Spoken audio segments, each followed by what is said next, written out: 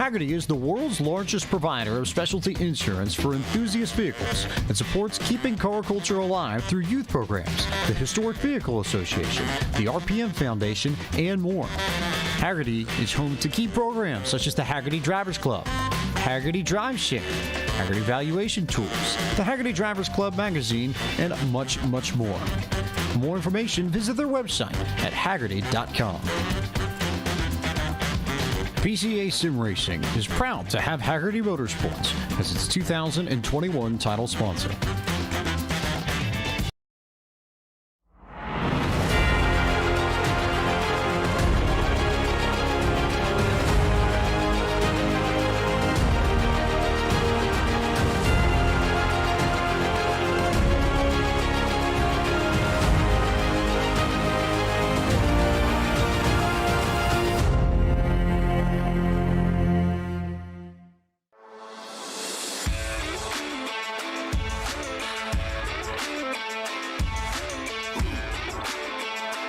While the club class sees a straightforward fight between two titans, the pro class has a stunning 9-driver showdown entering the finale. If both real-world racing and Wednesday's championship deciders are anything to go on, we should be in for a good one. Let's see who carries home the crown as we get ready to watch Event 8 of Series 7 of PCA Sim Racing presented by Hagerty Motorsports. Hi, I'm Joe Peak, and with me in the booth tonight is DJ Clark and Rachel Whiteford. Taylor Burris is reporting from pit lane, and we have Cameron Auburn on social media, along with Ryan Bauer producing, who is using cameras provided by Dougie Beard. As always, the PCA Sim Racing Series is brought to you by Hagerty. Since 1984, Hagerty has been the worldwide leader in collector car insurance. Everything they do is geared towards enabling and enhancing the experience of automotive enthusiasts and making sure that the vehicles we all love, the lifestyles that revolve around them, don't just survive, but thrive well into the future. Services include the Hagerty Drivers Club, Drive Share by Hagerty, the shop, and much, much more to fuel car culture. Hagerty, let's drive together. Now, while we have the opportunity, let's take a quick glance at our track here at Interlagos with our GSRC track guide.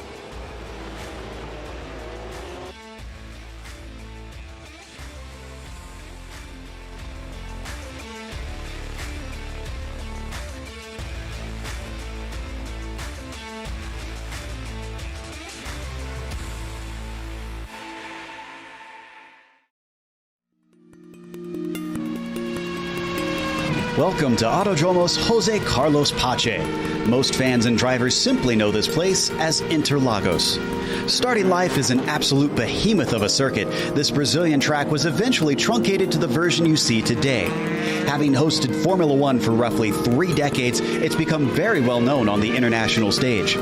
But it has also held rounds in the World Endurance Championship, as well as frequently seen Brazilian stock cars, motorcycles, and even truck racing. There's little difference between its two layouts, which includes the GP course and the Moto course, which simply adds a chicane to the end of the lap. In both cases, it's a tale of two circuits. The run past the start-finish line and into the Senna S, followed by the blast towards the Descida do Lago, are very high-speed sections that come back-to-back. Drivers will need to focus on top end in order to attack or defend. Expect most passes to happen in those two corners. But from Ferradura until Juchau, the track suddenly twists itself into a mess of hairpins and frustratingly technical turns. This can make car setup a real compromise, and for the latter part of the lap, an absolute pain when dealing with traffic. Pit exit is also a narrow affair, so it requires drivers to take care when trying to maximize their outlaps. On the upside, with this being a modern F1 track, there's paved runoff in abundance at many of the fast corners. The passion of the Brazilian fans always comes out in force at races, and it's no wonder with this picturesque track sandwiched right amongst the neighborhoods of Sao Paulo.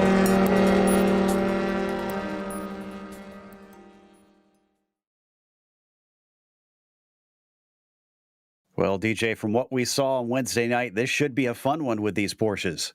It should indeed, Joe. There's plenty of opportunity to overtake around here. The best opportunities, though, are going to come at that first corner, the Senna S, and then down the run past the Retro Oposta and down into the Cita do Lago. From there on out, Sector 2, well, that's going to be a lot of follow the leader, as that is a tight, twisting section. But we have seen some drivers get very, very aggressive, particularly diving into SA or even down into Perejeño. But the most crucial corner on this track, well, that's Juncao, the junction, that run at the end of Sector 2 that sets you up onto the long pit straight around here. You've got to nail that corner to get the best out of the draft and get the best opportunity to overtake.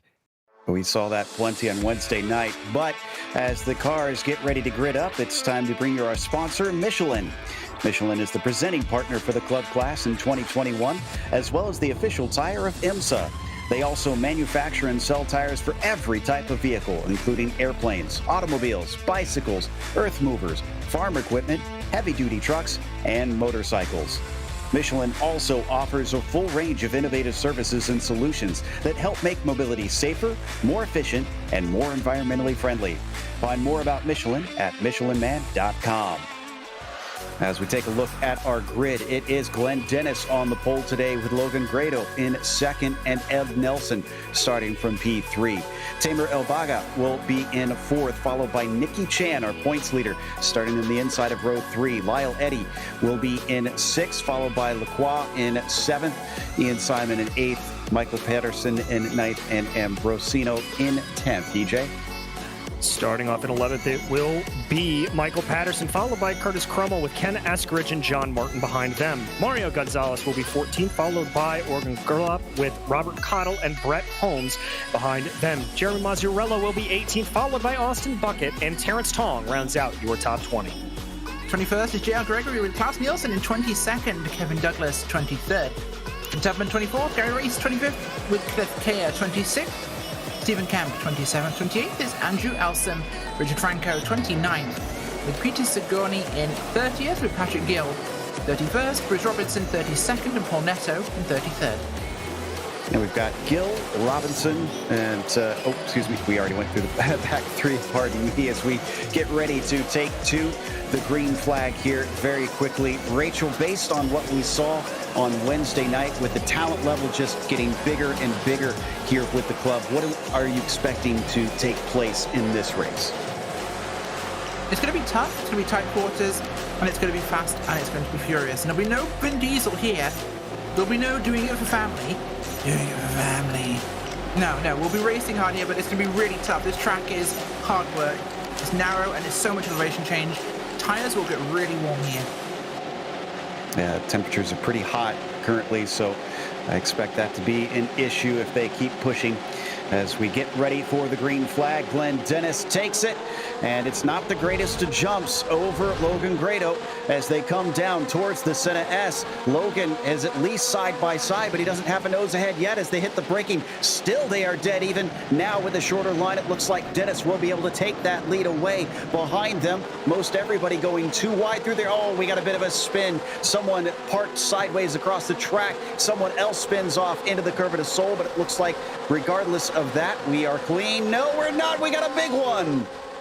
We do indeed have a big one. Cars just slamming into each other down the Retro Oposta, trying to see exactly who it is. It doesn't look like any of our title favorites are involved in it, but I'm seeing Eskridge, Franco, Gonzalez, Neto, a lot of chaos, Joe. Oh, well, unfortunately, I thought we had managed to get mostly clean out of the Senna S's, but I spoke too soon. Dennis still up in first. Nikki Chan up to fourth. This will be important because Chan, if he finishes sixth or higher, that clinches the championship for the club level here. Rachel? It does indeed, and our incident in turn 1 was a 338 of Terrence Tong on the 30 machine of Austin Bucket, who in this case kicked it. But I think Taylor's got something for the second one. Tell us what happened.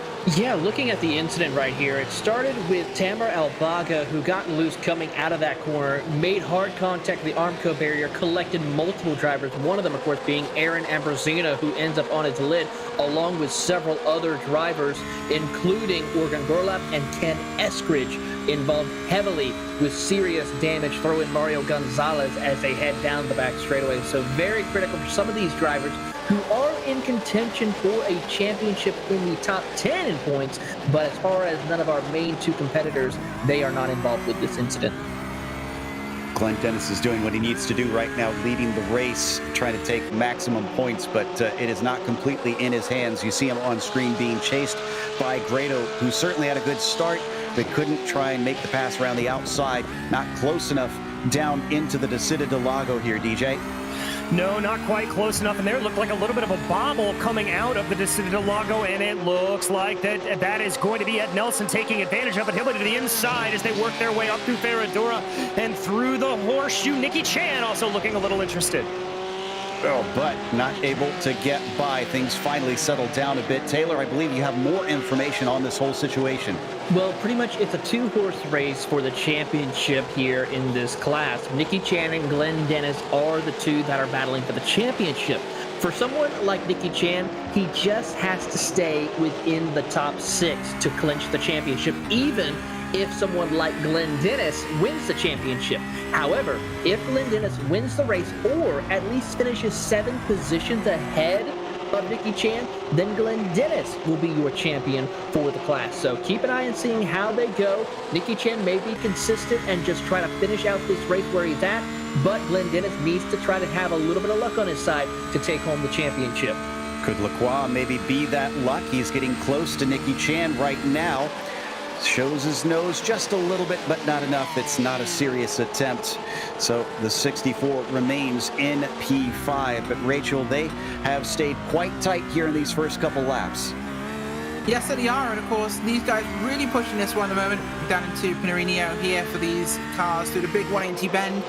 All the way through that. It's kind of a carousel, but inverted from the way most American ones work. We saw 13th there. That was Masriello. We'd seen now looking at 14th. J.R. Gregory looking behind him towards these two. That is going to be Masriello and Cottle racing it down towards cut down into Young Cow now, just up ahead of them, and this race is definitely not easing off. Ooh, now Masriello going to have some pressure from Gregory. That side-by-side fighting certainly slowed them up. Cottle, we look over his rear wing coming into SA. Just not a lot of passing opportunities in there unless you really surprise them. But DJ, they're starting to form something of a train, it seems. Yeah, and this is a little bit what we've seen from races previous, Joe, is that you'll get these long trains of cars separated out over the course of the field. We've got a big train running right now, really from first all the way down to 6th place. Ian Simon running in a little bit of a league of his own, and then a couple of cars on back. It is the effect of just how powerful that draft is around here, going down this long pit straightaway and then again down the Retro Aposta. Hopping on board with Simon in the number 87, stuck in 7th place. Is about a second behind Eddie currently, and half a second ahead of Curtis Crummell as they come to the braking now into the Senna S once again. Nobody can change places here for sure as we come back to Glenn Dennis, and this has been cut down to 0.3 of a second. Plus, it looks like, Rachel, they've got some lap traffic in front of them. Yeah, they do already. That lap traffic is from the early incident. A lot of those guys trying to find their way out, back on track, find clean air, and they've unfortunately put themselves in that early lapping position, which will lead to more position changing and possibly confrontation. Indeed, into the braking, Ed Nelson still there in that black car with the German flag coming down the side as we hop back to Lacroix. Very close behind Nicky Chan. It has been for a bit now since we jumped in earlier to see that fight between these two. This is not what Chan needs. He just needs a cool, calm, collected run to the finish. Because if he loses 2 more positions here, DJ, that could actually be the championship.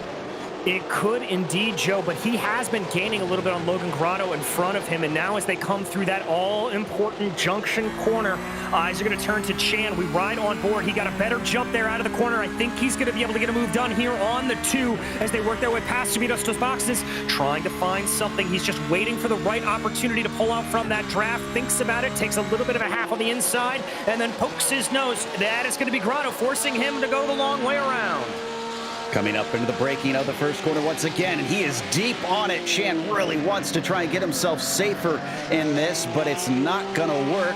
A little bit of an opportunity for Lacroix, but he can't take advantage. Eddie starting to get ever closer to that 64 as well. We jump on board with Lyle, and he's got a great run. He's got the inside. No cover from Robert. He's going to leave that door open, and braking early, that orange number 79 decides to stay put. Back to Ian Simon now in the 87. He's joined this train. They're all still just behind Nicky Chan, who for a brief moment had sights on Grado, but that third place not on the cards at the moment. Rachel, and a little bit of a look from Lacroix. Yeah, Lacroix's really looking for something at the moment. Not quite in a position, though, to take advantage fully. And Chan was just in a pretty solid spot there, so that's the big thing for Nicky. Protect the position. Maybe lose one, but you really need to stay in this top 5 territory, but stay safe more than anything else. And Lacroix, he really wants that spot. Absolutely. It's been an impressive 3 wins so far in the 7 races for the club class that Nicky Chan has taken home, but not looking like this one based on the pace we're seeing as we come back to the mid-pack. Bruce Robinson out of the Duxville chasing Andrew Elsom, but being led by Sigourney here and the 014. And they're going to come out of the junction. Oh, Peter looked a little wide, DJ. I think this might be a problem. Yeah, indeed, you could see there a little bit on his face. He didn't like the way that looked. He is going to be under assault here again. That big draft coming into play. Drivers trying to pull out a little bit early from that, Joe, and this is a little bit reminiscent of seeing stuff at Spa where you don't want to get too good of a run out of the source, but I think we may have the move here regardless. It's going to have to be the long way around the Senna S. Not late enough on the brakes to take it. Yeah, Peter was pretty brave out there. Behind him, it was Robinson with a huge slide in the corner. He lost some time out of that. And we come back up to Martin now in 10th place. That's Patterson just in front of him. Michael Patterson there in the 29. Also have Brett Holmes behind them. While we watch this, Taylor has the update on what's the point scenario looks like.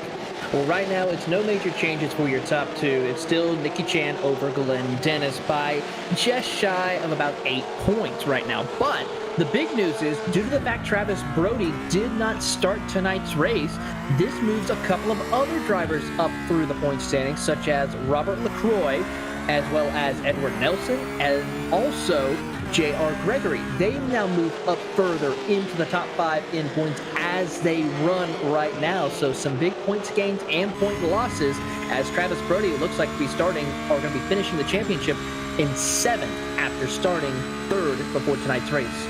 Ooh, Nelson is as close as he's been all race long. The 996 doesn't show himself in the mirrors. He's just going to stay in the racing line.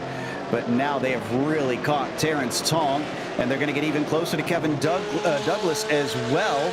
So this is one car fighting for position. Both of them about to be lapped potentially.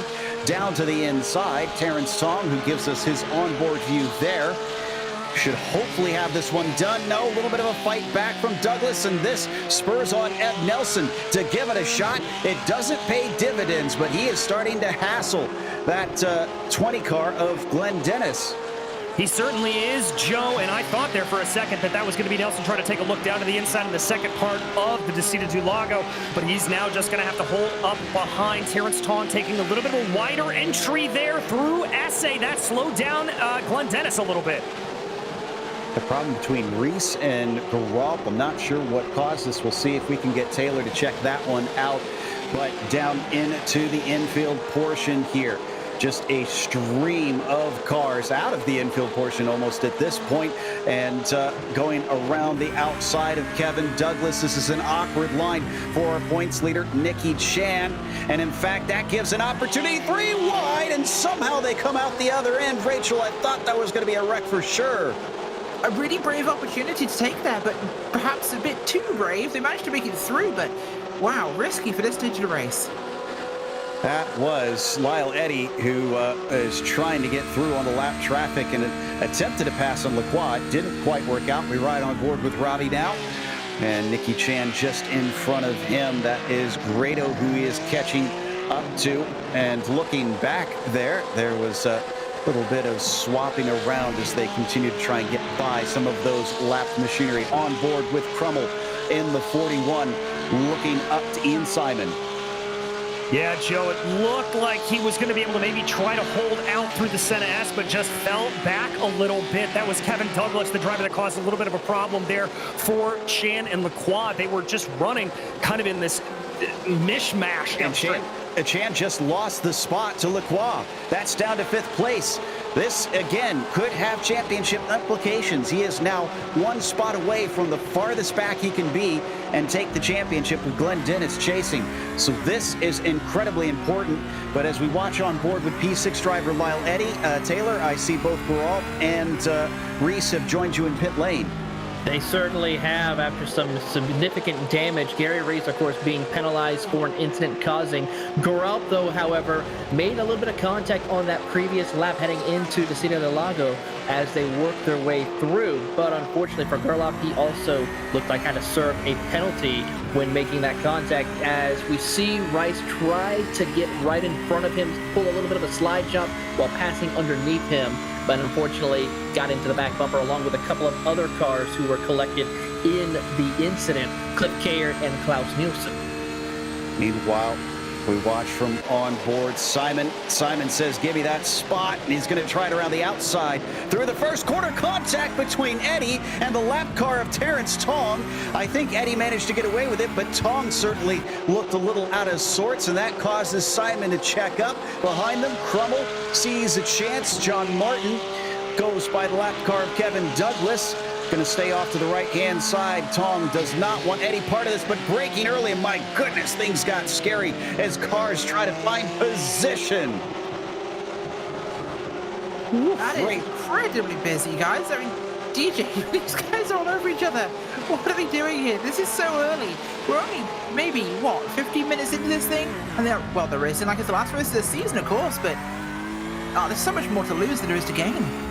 You're not wrong, Rachel, but at the same time, really trying to drive these things around here, it shows you just how many overtaking opportunities there are at Interlagos if you want to go for it. It is a track that encourages that. It's the track that brings you in and makes you think you can make a pass almost anywhere.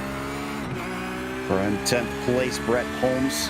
Crummell was one of those, along with Brett, trying to make evasive maneuvers to stay out of the lap traffic way wide at the apex of Zhongzhou. Looks like Crummell could be under threat, but Holmes could not carry the speed. There was a car parked there, and it's that one right in front of him he's trying to overtake.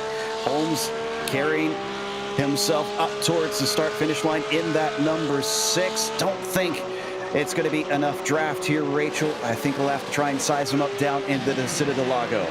Best opportunity for it. He's not close enough right now. We're looking back there for Crummell's rear wing, and guess what? Yeah, they're all leading for now in this group, but it may not be for much longer because they are right on them out of the center, cover the sol, sorry. And this is a great opportunity as they'll come into the back and dive inside. Hopefully we see. Look at the suck up coming here. Boom, goes for the move.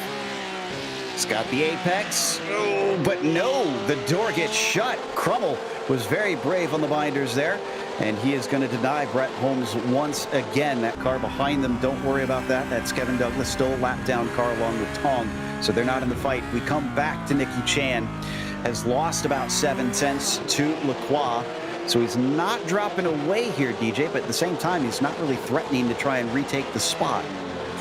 No, he's not. And looking at the previous lap times here, Joe, Chan was faster, but just marginally. But it's really been Lacroix that's been able to pull away. On lap 8, he was about a full second faster, and on the last lap, about 0.3 of a second faster. So we jump back up to our leader.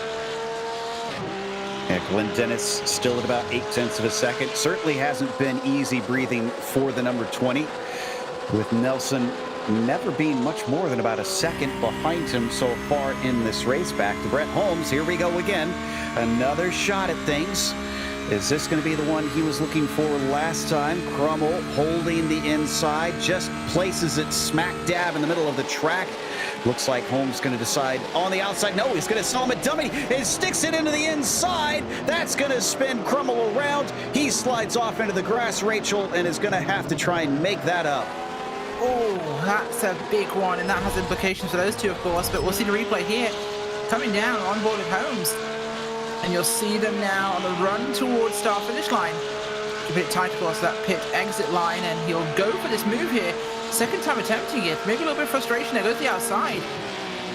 Nope, goes for a crossover, goes up the inside, and no, not enough room left. Mistakes were made. It was pretty late, so I kind of don't blame Crummell for trying to turn into the apex. I wouldn't have expected him to be there either. Meanwhile, we come back to the number 79 of Lyle Eddy. Seems to have lost touch with Nicky Chan. That is a big sigh of relief for fans that are rooting for Chan to win this championship. We go back to Neto now here in 21st, qualifying in 33rd out here today. And that is indeed with his qualifying. This wasn't due to a lack of setting the time there in that session. A little poke to the inside from Robinson. Sigourney says no, DJ. Yes, he does, shutting that door, and that's another part that, Rachel, you talked about earlier in terms of how this racetrack evolves and why people are so aggressive, is that you can take so many of these corners on a late apex and just shut the door so quickly, and that can cause incidents, that can cause problems. As Joe, we check back here at Nelson trying to hassle down your leader. Still within half a second. He's gained a bit of time last time through. Of course, they've been meeting so much lap traffic early. I'm not sure if that was caused by any of that. Out of the Desida del Lago, they are... Oh, and we got to go to Nicky Chan because Lacroix made a mistake. And in fact, Chan has got that fourth place back. A little bit of a bobble from the 64 here, Rachel, and he is right through. Yeah, it was everything he needed. A small mistake, and it cost him big. Chan is now in a much safer position thanks to that. Wow. So, that is great news for the 981 team. And that is fantastic news, actually. Down into the Ducks bill. Up to about 2.5 seconds to catch Grado. Does he have anything? Is the car finally coming back to him?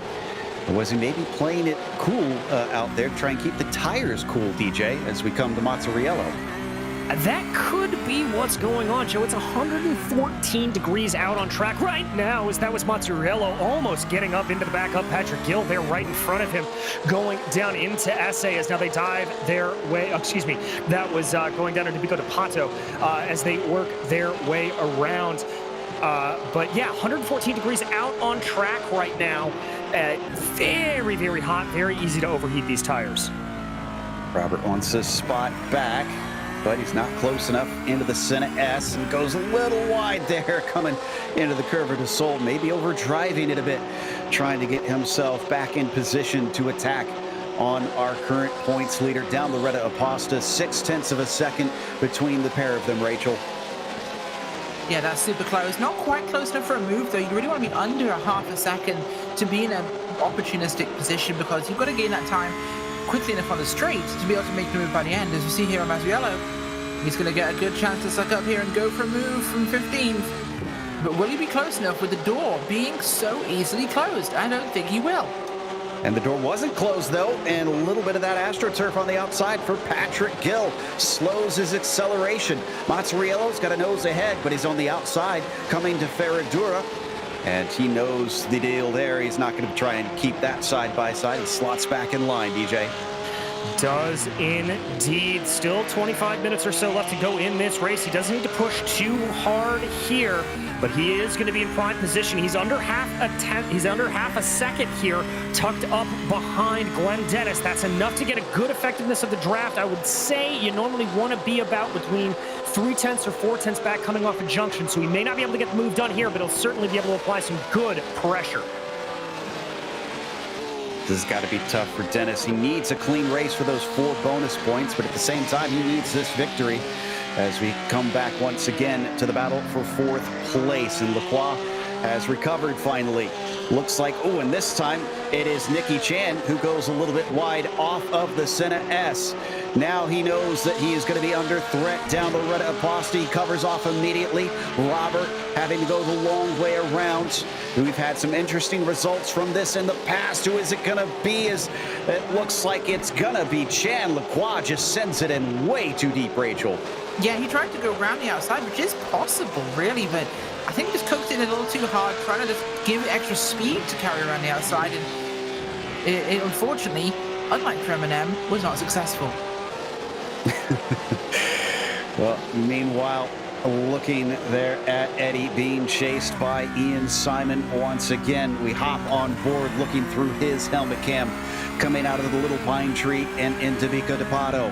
One of the slowest corners on the track here, this tight hairpin right-hander with lots of banking. And then they pick up speed in the McGurlo as the cars nearly get to 115, 120 miles an hour before they hit the binders again. And now the ever-critical front stretch past Subidos dos Boxes. Nelson falls back 0.8 of a second now, where he had it down to about 0.3 of a second. And that battle that we were watching before looks like it is closed back up. DJ Nicky Chan might lose this one yet again. Yeah, Eddie was just Lacroix was faster all around. He's trying to pinch him down to the inside, but Robert Lacroix wise enough not to go for it there. I wonder how much that pinching maneuver, though, is going to compromise his speed coming through the Curva del Sol. And indeed, that is Lacroix with a good head of steam. He was able to carry more momentum through the Senna S. Chan's got to be defensive here. Doing a little bit of a Pruitt fade. They're going to be almost side by side. He's got his nose alongside, but now he's got to accelerate off the corner just as well, if not better, and it's not there to be had. He's going to switch over as once again Chan tries to cover him off. Now he's able to get the nose to the inside. The door is left just enough open. Chan's not going to chop him completely until now through the second part of that double right-hander. And the 64 still doesn't have it, but he's getting ever closer. They're really in there, and this is such a close battle the entire race long. My God, this has been honestly our most active race so far. This foursome we're still watching all over each other, really, and just unbelievably fast. Of course, we have Chen, Lacroix, Eddie, and Simon, and they are just on top of each other. Lacroix coming off a win the last time he attended in race 6.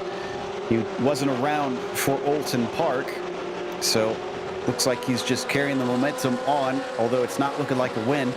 He certainly is very fast here today, fast enough to be challenging a potential champion, and Nicky Chan almost taking it all the way to the wall, as this time he covers off a little bit hardier into the corner, but it's very shallow. Lacroix trying to switch back on him and almost gets the crossover. That unfortunately puts them both susceptible to Lyle Eddy. He could have a shot. He gets to the inside of Lacroix, DJ.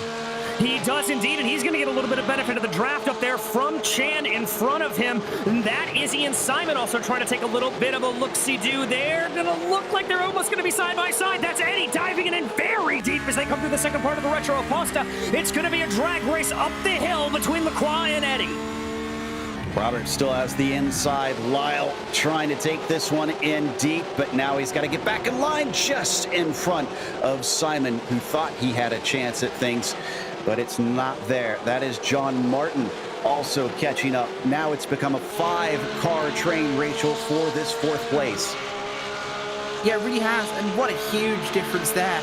Just these guys pushing this thing to max, and honestly, what I'm seeing so far is an absolute dogfight. This is the skies of World War II, but in car form, because they're just coming at each other left and right, from above and below, and the elevation changes. This literally looks like watching fighter jets.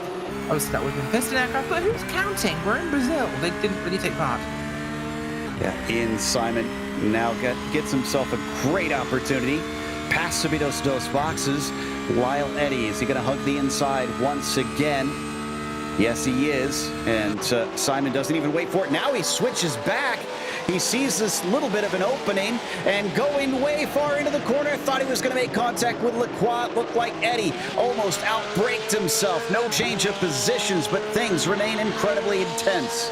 They remain incredibly close, and watch here, Ian Simon and John Martin both were able to carry good momentum down through the Curva de Sol. That's going to be Simon trying to poke his nose to the inside of Lyle Eddy. Right now, we've seen this move 100 times. Is it going to work for Simon? He gets a car ahead, slots ahead, and that is P6 for Ian Simon. So Ian up into that spot, still being chased by Eddie, and I think John Martin really hungry for that one too. we come back to Glenn Dennis, and look how tight this has gotten in the absence of our cameras. 0.3 of a second once again with yet more lap traffic. Ambrosino is the next one in 26th place. Will they catch him along the front stretch, though? Because that would be a much better spot here, Rachel, to try and lap him. Whoa! Martin making a move. Yeah, it really would be Martin going for something there. Trying to find an opening, but not quite in the position to do it. And, oh, God, this is all over each other. On to the front stretch once again, trying to climb up the hill. And looks like this might be the best chance for Martin as well. I think Ian Simon could have a shot at getting a second spot here in quick succession. It is Lacroix just in front of him. Boy, the defense has been stout today, but look at how deep Simon is able to take it. Too deep, the car starts to go, swings back, everybody avoids him, but after gaining one spot, he loses two. Oh, but he is going to be thanking his lucky stars, Joe, that car didn't completely step out on him. Let's watch this from on board. You can see just how terrifying it is. Thought it was going to be a fantastic bit of footwork there on the binders, but instead it bit back. And I believe, in spite of all this action, it's time to bring you the Midway Race Report, brought to you by Michelin. Michelin is the presenting partner for the Club Class in 2021, as well as the official tire of IMSA. They also manufacture and sell tires for every type of vehicle, including airplanes, automobiles, bicycles, earth movers, farm equipment, heavy-duty trucks, and motorcycles. Michelin also offers a full range of innovative services and solutions that help make mobility safer, more efficient, and more environmentally friendly. Find more about Michelin at michelinman.com. Rachel? Thank you very much. Glenn Dennis leads the way in today's race from the pole. The Tournament Region driver in the 20 car is still out front, dealing with that traffic.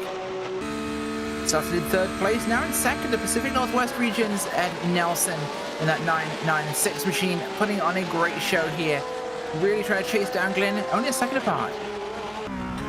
Third place is Logan Grado from the Golden Gate region of the car number 2. Logan started in second, dropped back 1 so far, but holding a good race so far, only 5 seconds back from Ed. Our championship points leader Nicky Chan in a good position right now in 4th, started 5th. The Upper Canada region driver in the 981, absolutely doing what he has to. The man has been hunting him all race long, but now is being hunted. Robert Lacroix from the Rennsport region in the 64 machine started 7th. Gains of 2 so far, but really dreaming of at least 3. Lion ID in 6th from the Pacific Northwest region in the 79 machine, pushing on here. Started 6th, currently running in 6th. 7th, started 13th, and they're currently in 7th. That's gains of 6 for John Martin, also the Upper Canada region driver from the 128 machine there for him. Started 8th, running 8th, Ian Simon doing exactly what he has to. The Whiskey Bay region driver in the 87, hopefully isn't drinking whilst driving. 9th is JR Gregory, the Oregon region driver in the 218 machine. Started 21st, monster climb for JR. But this is the sort of thing we see from him almost every week. Big gains in the race. 10th place is Michael Patterson, the Longhorn region's own. In that 29 machine, started 9th today, back 1 position thanks to JR. Started 22nd, up 11 spots. It is Klaus Nielsen, we have the cam on board there. Mr. Calm is doing what he has to from the Lone Star region in that 04 machine. Up 14 spots is Cliff Kea from the Carolinas region. Started 26th today. Huge movement for him. He is now in the 008. Stephen Kemp, another huge movement as well. Started 27th from the camera for him. Looking quite lonely in a very big office there. VR helping him do this good work today. Up 14 places from the Nordstern region. Up from 18th to 14th, 4 places again for Jeremy Masriallo in the 25th from the North Country region of zone number 1. 15th up from 31st to 15th. 16 places gained. Biggest mover so far, Patrick Gilles, who is moving like a fish through water because he's fast. Central Wisconsin region driver. 16th is Richard Franco from the Potomac region, which is technically water, So there's a tie-in here in the 173. Franco is up from 29th to 16th, so fish and water, there's definitely something going on here.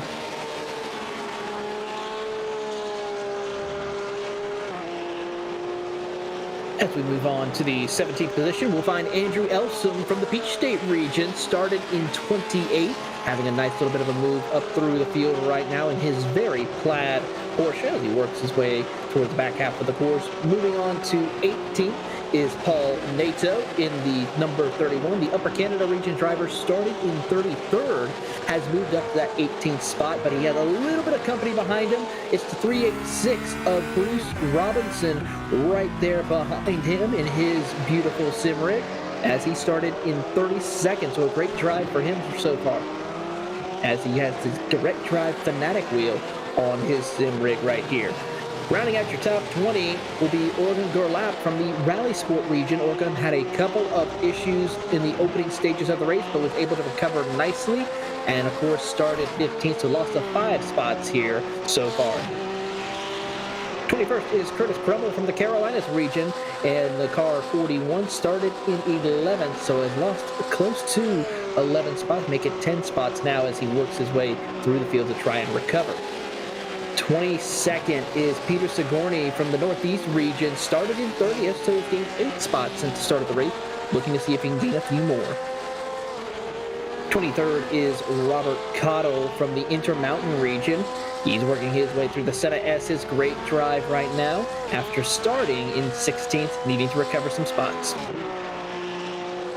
In the 24th position is Mario Gonzalez, got collected up in the early incident on lap 1. The Hill Country region driver, though, looking to try and recover some of those lost spots after starting in 14th.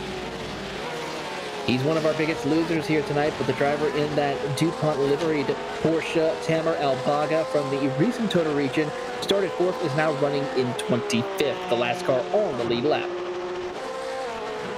Aaron Ambrosino has a new Porsche after getting some repairs done. He is 1 lap down in 26th for the Hudson Champlain region. 27th is Kevin Douglas from the Risentoto region, also 1 lap down, losing 4 spots. Terrence Tong with his simulator rig right there. Now a beautiful picture of a Porsche behind him as he works his way through. The Upper Canada region driver is running in the 28th spot. Austin Bucket is in 29th. He did not kick the bucket just yet, but he will continue to try and finish this race out with his beautiful simulator rig as he's trying to work his way through the Senna S's, the Alpine Mountain region driver, looking to try to close out the season on a high note. Next up is Ken Eskridge in the Heart of Dixie region Porsche as he works his way through car number 15, not having the best of nights as well after that opening lap. The next 3 cars are out of tonight's race: Brett Holmes, Gary Rice, and Ken Tubman. Joe? This concludes tonight's Midway Race Report, brought to you by Michelin. Big thanks to them, along with Rachel and Taylor. And on screen, I've been watching this battle here between Eddie Martin and Simon. And Martin has gone from attack to defense now. Simon just poking his nose everywhere and up the hill. He might have a good run here. This is certainly looking good for Eddie, DJ, because he has stretched away about 0.8 of a second quite quickly. Yeah, he has indeed, but unfortunately for him, that also means that Robert Lacroix has been able to stretch away from him to the tune of about 3.5 seconds, but a little bit of poking around there for Ian Simon, trying to find something on Martin ahead of him, not able to get it quite yet. Interestingly, on that last lap, it was just in the final sector that Simon had some problems, was about 1/10 of a second slower, but he may have something here. Watching from on board, Bruce continuing to try and hold back Geralt. Remember, Geralt slightly out of position. He began in 15th. He's going to get this one now and easily through. Meanwhile, down the Vicente del Lago, it looks like a potential pass between Simon and Martin. Martin tried to defend on the inside, but Simon is through. Oh, trying to go for it, but just made exactly what he needed, up to 7th place now for the Whiskey Bay region driver. And he gets that thing done nicely. That group splits up a little bit now, which is beneficial for our voices. Because, my God, this race has not slowed down. We just were saying a moment ago, Joe, that when I mentioned, hey, it's time for Midway, you're like, wait, already? Really? where did the race go? Because this has been so action-packed. We barely sat down. And that was genuine. I couldn't believe we were at the halfway point. And I'm sure some of the drivers probably thinking the same way with how this is going, although others, such as Chan, probably hoping that it is over soon enough so he can claim the crown. There he is on screen. He is still in position to do so by our math currently in that 981 car. So Glenn Dennis, even if he gets bonus points, would not be able to overtake him. There is your leader of the race itself, came in second in the points. And unless something happens to Nicky, he will not move higher. Indeed, it's looking pretty steady there for the moment, but we jump back here to be able to ride on board with John Martin, just trying to find something here to be able to get by Simon, who was just able to pit by him.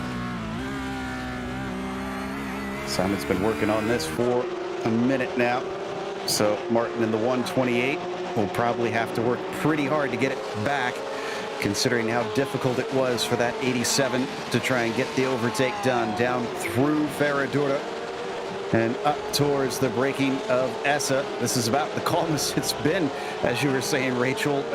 It's, I think, perhaps the first time that I'm looking through the order, I'm not seeing battles in about 10 different places. Yeah, it's really been suddenly a watershed moment where this race has calmed down into its last 8-9 minutes or so. And we were very glad, but the racing's still pretty action-packed out there. It's just more normal action-packed right now compared to this manic first 30 minutes of the race. It has been absolutely crazy. The mad half hour. Back with Bruce Robinson here in the 20, still chasing Geralt. We're going to watch his rig, see if that direct drive wheel is going to help him out here as they break into Essa. Just in front of him, that is Paul Neto. That is for position. So there is incentive not to fight too much amongst each other, DJ. Yeah, exactly, and it's what we saw earlier from the leading pack in this field, that all of that battling really allowed for Grotto, Nelson, and Dennis to just pull away from them, so they don't want to squabble too much, especially through some of the fast sectors on this track, as running that too wide can really throw you off. Martin just taking a little short dive, not close enough, at least right now. But continuing to try and make sure that the 87 has to glance in his mirrors every so often, see if he can shake him off the racing line. They're still holding at about 1.1 seconds behind Eddie in that orange car in front of him. What about Franco? This is with Gilles, who we were watching a little bit earlier, and Gilles gets a little bit of a shove to the side as Franco aggressively moves through, but it's not done. In fact, they're going to make contact, and Patrick Gilles, unfortunately, is swimming upstream without a paddle. Oh my gosh, that was a huge one for them there, coming down towards, I believe that's Interlagos, and as he crosses over, he just runs too wide, catches the bumper, and they go back for seconds, and he closes in, bang, contact, and big impact, huge impact. Thankfully those cars managed to get through. Yeah, that could have collected so many more of them. And I didn't think this one was too bad at first. Here's the view from the number 30 car. And it was really the secondary part of it that caused the biggest of it. Woo! Well, great heads up there from the 30. And that is going to get him at least one position. Yeah, indeed it is, Joe, as there may be another little move here as we see that same machine trying to poke his way onto the outside. We haven't seen a lot of passes around the outside of the Senna S, but that advantage of the draft in front may just be enough to pull him along. It's going to switch back, banging doors again. Well, suddenly things have just erupted as Tom goes wide, and he hits a little bit of the grass. It looks like he'll keep it out of the wall, but holy cow, it got aggressive here for the last couple laps with multiple car contacts. We come back to Robinson in 20th position. That is Geralt in front of him. Paul Nato there in the number 31, running 18th. This is just behind the fight that we saw earlier with Patrick Gilles up there. He's also chasing Elsom. In fact, yeah, man, they're catching him quick. It's becoming a 5-car fight now, Rachel. Yeah, it really is, and they're not letting us calm down here. This is absolute stonking racing here on the track, and oh wow, this has been a really impressive run for us so far today, and they are just still all over each other. I'm just blown away. This just isn't stopping. I'm loving it, though. This is some fantastic stuff. I can't wait for the pro class because, again, this is supposed to be sort of our Formula 2 of this series. And coming down through Mergulo, plunging through the hill, and then a little bit of a rise here into the junction. Nato looks like he's pretty fast compared to Patrick Hill, who's dealing with some damage after that incident we've recently witnessed. Oh, but look at this. Is that Nicky Chan coming up to Grado? It is indeed, Joe. Nicky Chan has just been absolutely putting in relentless lap after relentless lap, and he has caught up to third place. Wow. Well, I theorized earlier he could be maybe cooling his tires a little bit early in the race just so that he has something towards the end. And Rachel, it does look like he's got a fair bit of speed.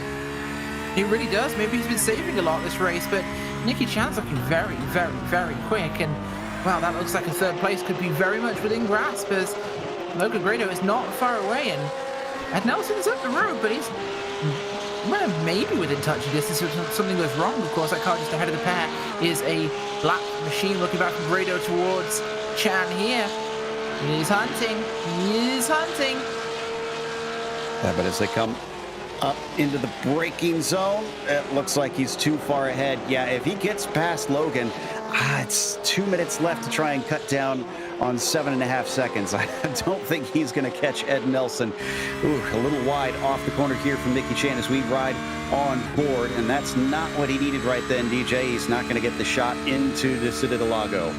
No, he's not, and that's going to scupper him a little bit. But as we've sort of said, Aaron Ambrosino running up ahead of them about 1.3 seconds up the road from Logan Grado right now. So that could be what we are hoping for in terms of this battle, or at least what Nicky Chan is going to be hoping for. Well, in 25th position, Ambrosino being chased by Grado and Chan. Whoa, and Chan just spun. Chan has lost his speed, but he's not lost a position. He's still in fourth. He's trying to get it rolling. Lacroix is coming very quickly. He doesn't cover it off, and Lacroix bang stores with him. Contact made between the two drivers. Chan down to fifth. Eddie is right behind Lacroix. This championship is not over yet, and we are hitting the white flag. Oh my god, I can't believe that has happened! Chan made a huge mistake, and it's going to potentially cost him unless he can fight back here. One lap, can he get back towards Lacroix? I can't believe he snuck through. He has to have Eddie and Simon pass him, but both of them are within range. If something more happens, if a mistake comes out of the 981, if his car is damaged too much, that could be the championship over for Nicky Chan. I thought this was done and dusted, as all he had to do was cruise to the victory for a lap and a half. But look at this, sandwich between two rivals, and he doesn't look terribly fast. Lyle Eddy has a great run here, DJ. He does indeed, able to get a little bit more narrow off of the Curva del Sol, and he's going to tuck up behind that 981 of Nicky Chan. Not close enough to make the move going through the Retro Aposta. Chan knows what he's got to do. He has just got to hold this out. Can he keep it together and keep that fifth or sixth position all the way to the checkered flag? I can report that Glenn Dennis is right now coming through Bico de Pato and now into Mergulo. He's got just 2 corners to go. Braking into the left-hander and cleanly off up the hill. He's going to win this race. That's the best he can do. We'll see if he gets bonus points for a clean one, because that could help his hopes for the championship. The number 20 we're hearing is indeed going to have 0x, which means a full plate of points for Glenn Dennis as he wins here at Interlagos. Nicky Chan is still in 5th place, and by the skin of his teeth, it's his Hamilton moment. The 981 is going to take a 5th and win the championship unofficially. Oh my goodness gracious, Joe, you could not ask for a more dramatic end to the race. And speaking of that, here's Jeremy Mazzarello trying to make a move on Cliff Kayer as they come to the line, trying to tuck out in and out of that draft. I don't think Jeremy's going to have it, and indeed, Kayer will hold on to 10th place. What an amazing day out on the track here at Interlagos, as this is Elsom trying to keep Geralt from taking the 16th spot. Orgun is just trying to get back to within at least one position of where he began this race. There's Elsom up from 28th. I'm sure he'd love to stay greedy here and keep this 12 position gain. And yeah, a little too far back, I think, from Geralt. So that is going to be Elsom, who finishes P16. Not many drivers left on the lead lap here. Neto going to finish behind Sigourney in 21st. And the last driver on the lead lap. So that takes us to our finishing order here today. Glenn Dennis feeling a bit Felipe Massa-ish here as he takes the win, takes perfect points, but he can't get the championship with it. Ed Nelson finishes P2 behind him with Logan Grado in third. It is Robert Lacroix in fourth. Nicky Chan finishing where he started in fifth. And from our math, has won unofficially by 2 points. Lyle Eddy is sixth today with Ian Simon in seventh, and then it's John Martin in eighth. 21st to 9th for J.R. Gregory is topped by Cliff Kayer, 26th to 10th. DJ? In 11th, it was Jeremy Marzarello with Stephen Kemp up 15 places on the day to come home 12th. Klaus Nelson was in 13th, followed by Richard Franco, who was also up 15 on the day. Michael Patterson was 15th, followed by Andrew Elsom and Orgun Geralp, in 17th. Bruce Robinson was 18th, with Robert Cottle 19th, and Paul Neto rounding out your top 20. 21st, Peter Sigourney, last car on the lead lap there, just about.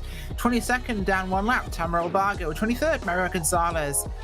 And 24th, Aaron Ambrosino. Curtis Crummell, 24th, 5th. 26th is going to be Kevin Douglas. Terrence Tong, 27th. 28th, Austin Bucket with Ken Eskridge in 29th. 2 laps down. Peter Gill, 3 laps down. Patrick Gill, I apologize. And 30th first will be Brett Holmes. 32nd, Gary Reese and Ken Tubman, 33rd. Well, we wait for our drivers to get ready for interviews, and hopefully we'll have plenty of them because, man, there's a lot to talk about. DJ, that, we said it behind the scenes. That was our Is That Glock moment. I can't believe we just witnessed that. Neither can I, Joe. I mean, just absolutely by the skin of his teeth there for Nicky Chan.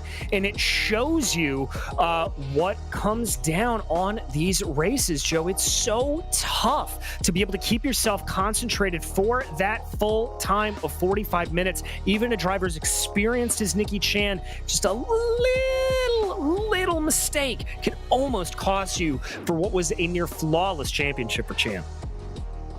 It looks like we've got our winner ready to talk to us, the number 20 of Glenn Dennis, and it was not a straightforward race to take this win. Glenn, we're trying to do the math. From what we can tell, we think you have lost it by 2 points, but don't take our word for it yet. Even still, you've managed to take the victory with a perfect score. Tell us about trying to hold off Nelson up there. Yeah, Nelson's been he's been really fast all season, and he had, no surprise, he had good pace again today. If he was gonna make a move, I wasn't gonna fight him too hard and maybe try and pick up a draft from him. I just focused on hitting my marks and getting good exits. As you guys know, that's really key here, and that worked out. And there was a little bit hot out there, and the tires, got a little slippery in the mid race. But overall, really happy with the way it worked out, and congrats on head to the second place. 2 wins, 5 podiums, including 3 straight podiums for the last 3 races of the series. Even if you don't take it, I have to imagine you got to feel pretty chuffed about how this one played out. Yeah, I couldn't be happier about the my first season in the club group. And couldn't be happier with a win here at Interlagos. Such an amazing track. It's got a lot of different combinations. It throws a lot of different things at you, and just really had a lot of fun out there. I hate to put you in the Felipe Massa position, but we have confirmation. It was 2 points between you, and Nikki Chan is the champion. Tell us about your feelings right now, having won the race but lost the war.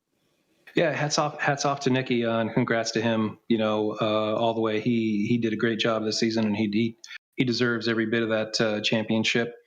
And I again feel really, really proud and feel good about what I did in this series and coming up with second place. And got some work to do, and see if we can give him a run in next season. I love that positive attitude. Congratulations on the win. Anybody you want to thank before you take off? Sure. I want to thank our sponsors, Hagerty, Michelin. Want to thank the PCA Sim Racing Series and all of our moderators and our zone group driving instructors who help us prepare every week. Of course, Podium Esports. Again, everybody says it, but we really mean it, and we love you guys, and you guys make this a lot of fun for everybody. That was our winner, Glenn Dennis. And in the meantime, DJ is with the man that tried to deny him that perfect score, Ed Nelson. Indeed, Ed, especially the first half of that race, you were all up behind that rear wing of Glenn Dennis. Talk me through that race. Yeah, I just wanted to stay close to Glenn. He was really fast in practice. And I just bought this track on Tuesday, and I had about 3 hours of practice on it. So I was hoping to hang with somebody, and Glenn was a good rabbit. He was indeed, and obviously you fell back a little bit near the end of the race. Was that just was that outright pace? Were your tires overcooked? I know it was a very, very hot day out there today. Yeah, after I had a little bit of a slide through that double right-hander, like with 3 or 4 laps ago, I decided to just back it down. I had 0x. I was like, oh, I could do this on 0x. Wow. That was kind of my mentality. I was like, I'll just hang back. He checked out. He was 3 seconds ahead of me. So what a drive.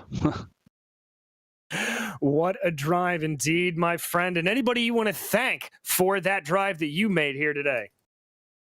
Yeah, I'd like to thank Michelin, Hagerty, PCA, you guys for, like I said last week, the wonderful broadcast. I go back and watch every week. And thank Dewey, Joe, and Jacob for putting in 3 or 4 hours with me this week while we had time. Well, it's our pleasure to broadcast races like that, everybody. That was Ed Nelson, your second place finisher here today. Joe? And we've got our third place finisher, Logan Grado, with Rachel, who certainly made it fun up at that front for the first few laps. Yeah, thank you very much. Logan, a fantastic run today. Third place overall, second on the grid, though, today. But a top 3 finish has to be a good feeling. Feels great. It's my first season here with PCA, so just being up here feels amazing. Well, a fantastic way to put this one together. It got really close towards the end there. Were you nervous? Yeah, I was getting pretty nervous, just trying to stay as consistent as I could. Tires were getting a little hot, and we made it to the end. You certainly did. Anybody you'd like to give a shout out to or thank? Teddy Freeman, if he's listening, he's been a great help to me and really got me into this, so just want to thank him. Awesome. Well, thanks for joining us. Logan Grado coming home today in third place. And Joe, I also have news in from the Man of Race Control that our Herr Reinigen award for the cleanest drivers this season goes to Travis Brody on 30 incidents, Robert Lacroix on 37, and Klaus Nielsen on 39 in third. Oh, great to see those guys getting rewarded for that. But now it's the man of the hour, 5th place, but our newly crowned champion unofficially, Nikki Chan. Nikki, congratulations. How are you feeling? Mixed feelings. Like, I'm obviously very excited and happy that I'm ahead by a mere 2 points, but certainly wasn't my best drive. But regardless, I think, the field was extremely, extremely fast. So, I did what I could, and I kind of just hung on. But what exactly happened towards the end? We actually caught your spin on screen, and we all kind of sat up in our seats immediately. But what caused it? That turn 9's always been a bit tricky for me. I think it's a part where the road kind of dips longitudinally, and it also banks a little bit. So I found that if I enter it wrong and I'm trying to decelerate to catch that first and second apex, the car gets unsettled and does this very slow spin. And so I started probably drove this track for the first time maybe on Sunday. So I've kind of spent the week trying to fix that, and didn't fix it well enough, I guess. Yeah, unfortunate, but you still came away with it. Now that you've achieved a championship here in the club class, where do you go from here? Well, I guess, the championship, I guess, is still tentative right now. So I'm hoping everything checks out. But we have zone group races, and for my group, UCR as well. So we have the rest of our season. So I'll probably try to participate in those. But I'm excited to compete for the zone groups, and to represent Zone 1 hopefully, and see what's in store for next season. Just keep driving. Well, it was 8 races worth, and no man is an island. Who helped make this championship unofficially happen? Oh, well, I mean, the series itself, it's got to be, PCA, Porsche, Hagerty, and for Club Series, Michelin, right? So, and certainly for you guys to, make such awesome commentary, making, our races so entertaining, and, attracting our sponsors and viewers as well. Couldn't have done this without a lot of the Zone 1 guys, and certainly a lot of our UCR teammates made this happen. And, we're always on the radio during races, helping each other out. So, and last but not least, of course, my wife, in spite of me, not DNFing today, we're going to have some ice cream. I think you have earned it. That was Nikki Chan. May have finished 5th today, may not have had the best of races, but is still your champion. However, we have more racing yet to come. It is time for the big boys. It is the pro class here at Interlagos for the PCA Sim Racing Series presented by Hagerty, so stick around.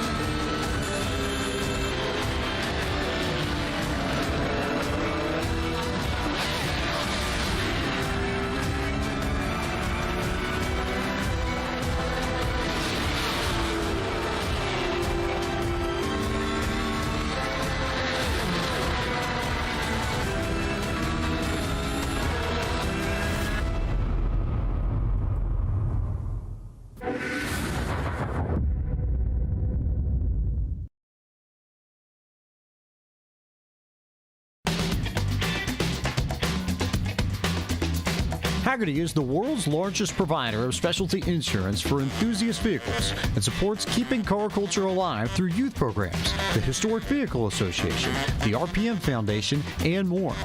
Hagerty is home to key programs such as the Hagerty Drivers Club, Hagerty Drive Share, Hagerty Valuation Tools, the Hagerty Drivers Club magazine, and much, much more. For more information, visit their website at hagerty.com. PCA Sim Racing is proud to have Hagerty Motorsports as its 2021 title sponsor.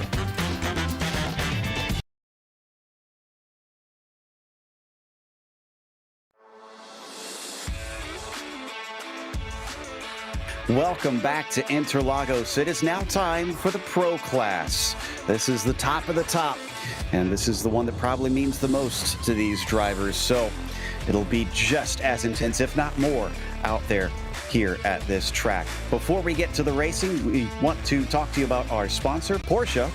Porsche is more than a sports car. It's a way of life for all of us, and we appreciate their support of PCA Sim Racing as the Pro Class sponsor. With the recent sub-7-minute lap at the Nurburgring in the GT3 and the arrival of the all-new 992 GT3 Cup car to the U.S., Porsche's dedication to motorsports is stronger than ever. Find more about Porsche at Porsche.com. That'll take us to our starting grid here today. It's not as big of a field as we saw before, but it's going to be a tightly packed one, no doubt. And it looks like Rudzitas has the pole with Leif Peterson starting to his outside. It'll be James Huth starting third with Justin Sang in fourth. Rick Reinsberg in fifth, followed by Derwin Kostanek, P6.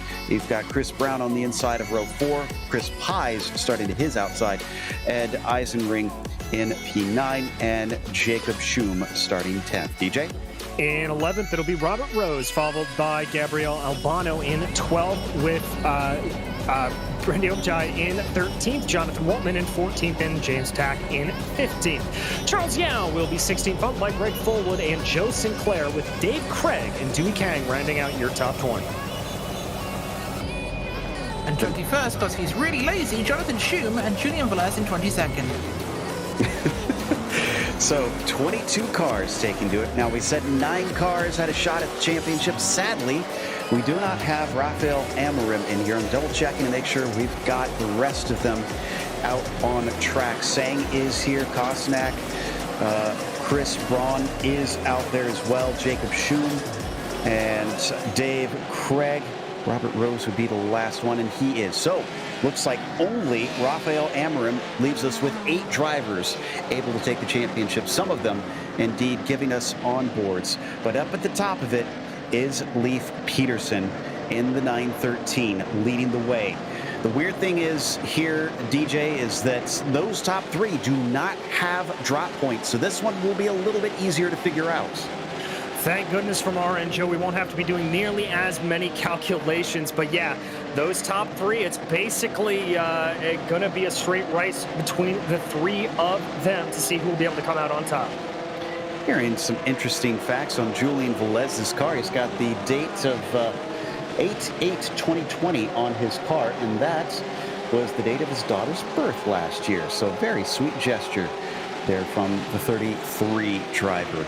In the meantime, up at the front, focused forward, we wait for Rudzitas and Leif Peterson to be released. And they're waiting behind that Porsche to duck away, which now does so.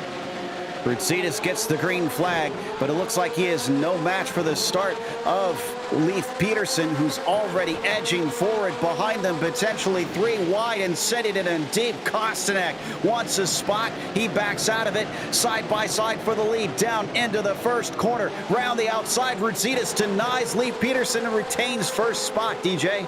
Does indeed, but Leif Peterson on a bit of a charge, but he's going to win out for Justin Sang coming up behind him. He's going to have a poke down to the inside, going down the retro Oposta. Little bit of a shove there for Leif Peterson. They'll be side by side going into the Descida do Lago. That's going to be Sang outbreaking him. Sang gets up into P2.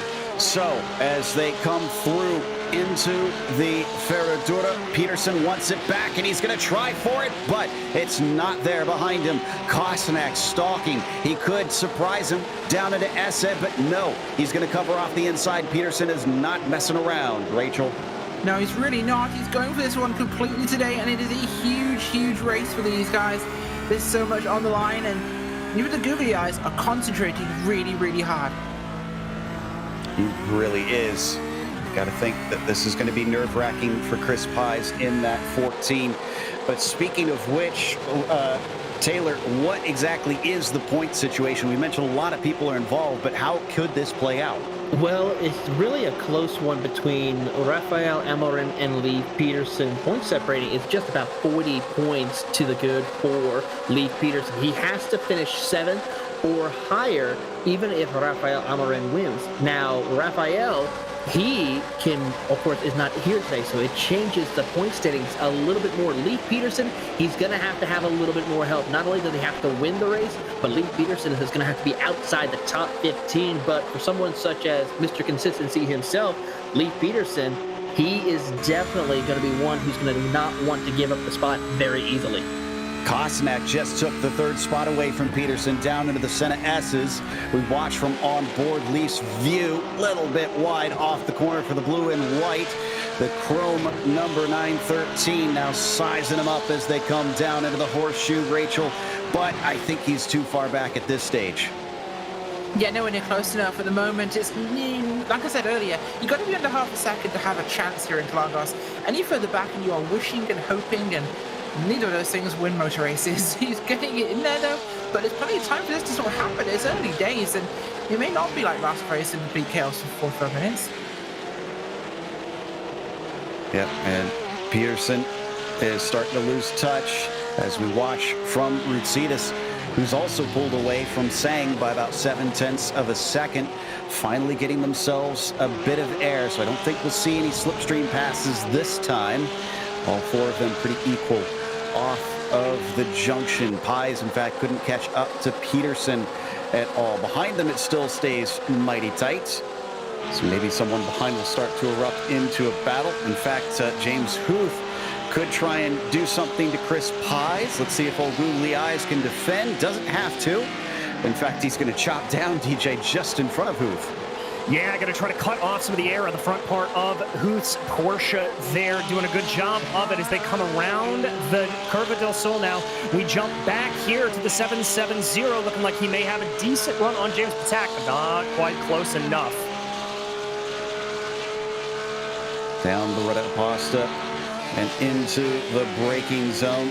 You can see here in the mid-pack, Tak and Banjapajay are still keeping it very close together, and now into Ferradura, Schum and Huth looking for the move as 15th has Craig in there. Now remember, Craig should be a little bit higher up considering his position in the championship, but he's not had the pace here today. Gives us a fancy new angle, but he doesn't need new angle, he needs new speed. Yeah, he does. He's just not going fast enough right now. And I think maybe it's one of the tracks. The Interlagos is very Marmite.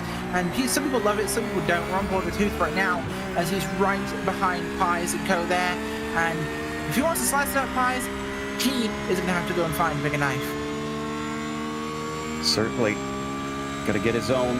And as they start to come together, Huth is getting ever nearer into the braking zone. Chris Pies now not even covering him off down into that left-hander, plunging downhill. Everybody within striking distance, and we saw last time, especially in those last 2 laps, DJ, it is easy to make mistakes here. It very much is, specifically through the second sector around here. There are a lot of slow corners, but the problem is with the change in elevation and camber on these corners, you can spin the tires quite easily, especially as we go along in the race. Now, the one catch to that is a bit chillier out on track right now, only 80 degrees Fahrenheit, so drivers aren't going to have to worry about superheating their tires today. Yeah, they've got the latest in the day of anybody, so even though the track heated up, it looks like it has cooled down significantly.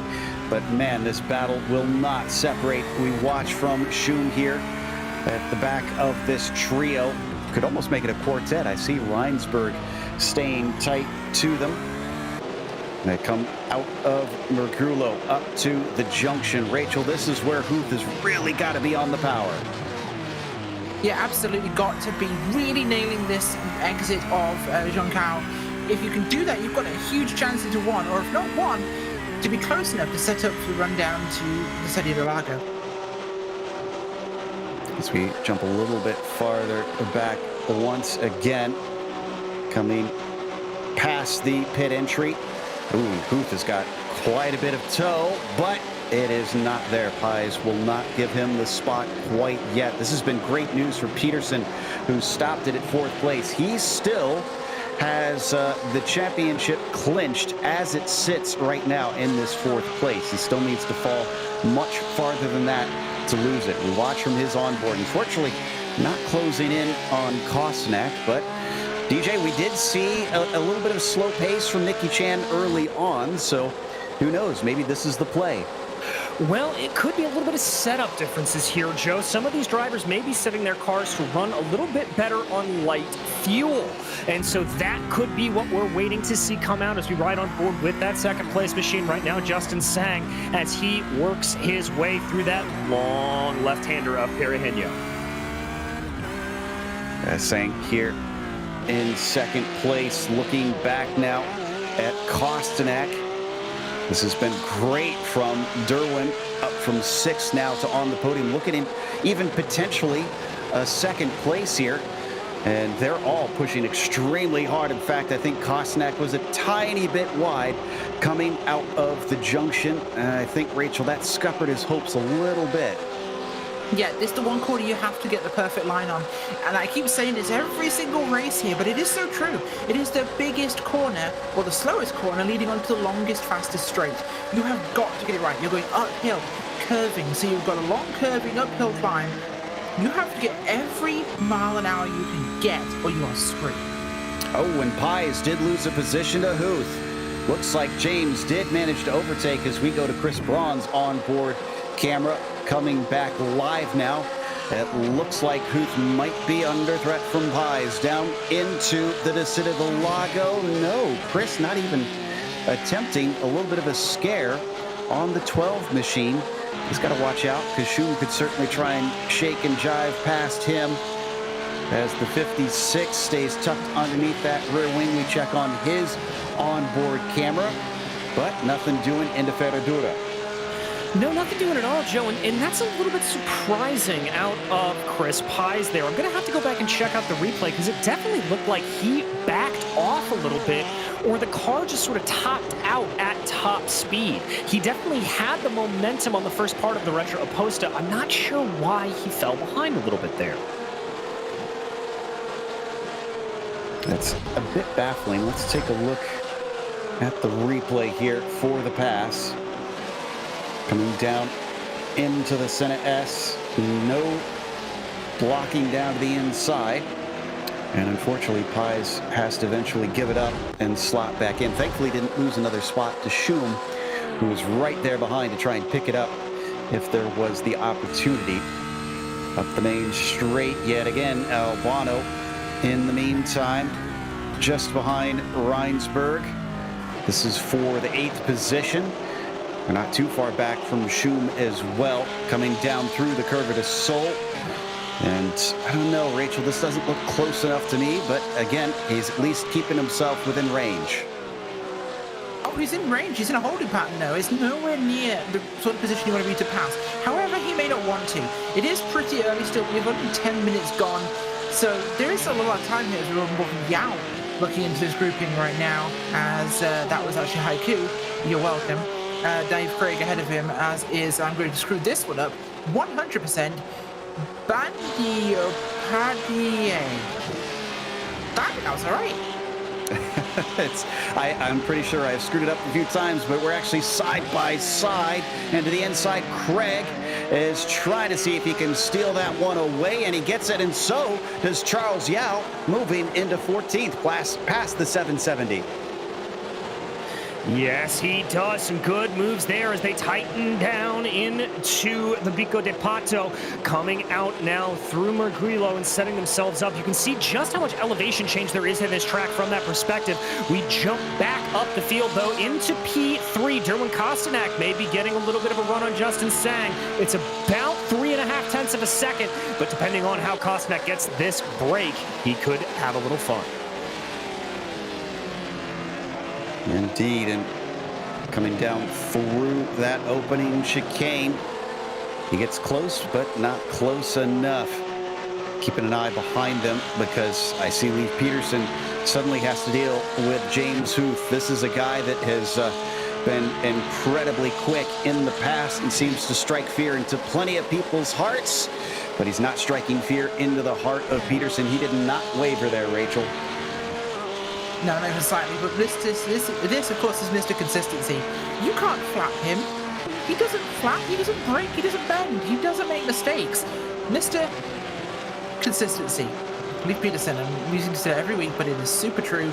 He always has a great run. Liam Mazik is there in P1 right now, having a whale of a time. Very happy Canadian right there. And if you look back, and that'll be third place. Kostnak looking towards Sang. Those two are super close together. Towards bumper the 10. As this is a really interesting fight, because if these two battle, Peterson will be on them in a jiffy. He almost looks like he needs that right now, because it's those 2 seconds up to them. And coming off the junction, I thought Kostnak was close enough that he could try and slow up Sang. Not that he wants to slow him up, he wants to get by, and it's not going to be this time. Albano continuing to ride right in the tire tracks of the number 7, past the pit entry. He's not nearly close enough, unfortunately, to this black and teal number 7 car. Braking hard into the first corner. They might get their shot. I just saw a little bit of a look up ahead from Huth on Peterson. And if they slow up, they're definitely going to back into the likes of Pies and Schum, which should mean Albano and Reinsberg should probably get involved as well. There you see top 3 flashing by before we get a whole train of cars into the Interlagos. Yeah, Joe, it's really what we've seen quite a few times in the 3 other series for this Porsche Club of America races. We just see these trains start to develop, and as the race goes along, we start to see some breakaways. We start to see some cars pulling out. Riding on board now with that 5th place car, though, of James Huth. He is definitely close back to the backside of Peterson and is trying to press his luck. Oh, a little bit of a pass maybe going on here. Ashai Ball being overtaken by Yao, and Yao is going to try and keep him back there, defends down into Essa, goes deep into the corner. It'll switch back into Little Pine Tree and almost getting into his bumper. Chaval looks like he really wants this one back. And this has been a fierce fight up to this point, Rachel. We're getting word that they may have made a little bit of contact. Yeah, it could be possible. I think we saw a slight bump there between those two, but it just isn't quite enough to make a big deal, though. They're both still running very, very fast, and that shouldn't be a problem. Meanwhile, back onto the front stretch we go, and we're watching from the back of Peterson on to James Huth. That gray number 12 is making him sweat at least a little bit. But the 913 stays unwavering. Let's head over to Taylor Burris, because Taylor, you've been crunching the numbers, and what have you got? The calculator's burning right now as we speak, but looking at the points, Christopher Pies as well as Derwin Kozanek move up into the top 3 in the point standings. Not enough to catch up to Leif Peterson. They're going to have a little bit more favorable situations happening for them to catch up to Leif Peterson. I'll have an update here in a moment's time to see what they need to do to beat Leif Peterson here tonight. Yeah, Justin Sank there in P2 currently. Came into this race in 5th in the points, and we have to remember, we keep making a big deal about the overall championship, but with things so tight down the fields, anybody in that top 10 probably hoping they can snatch whatever positions they can, DJ. Yeah, exactly. You never know what can happen, just as we saw in that last race with Nicky Chan having a spin at the end. Something crazy could happen here on this, and you want to be positioned in the best place that you can be when that checkered flag falls. Watching from Kang here in the 32, that's Braun just in front of him. Oh, Albano's had a problem. He's losing spots. The 131 is slow, I think. Yeah, he had an off out of the junction, and I'm trying to see if he actually avoided the wall. I think he may have just barely. This might, yeah, that onboard might be the position we want. Look at this. Oh. Wow. Yeah, that's not ideal. You definitely don't want that to happen. I love when we catch the onboards of these sort of moments, though. It really just separates out. It's one thing seeing it in third person from the camera, but when you see it from the driver's perspective, oh. Yeah, it looks mighty scary. As we come through the Interlagos here, well, that allows some breathing room for a couple of drivers that were close to him, including Schum, who is still tucked up behind Christopher Pies.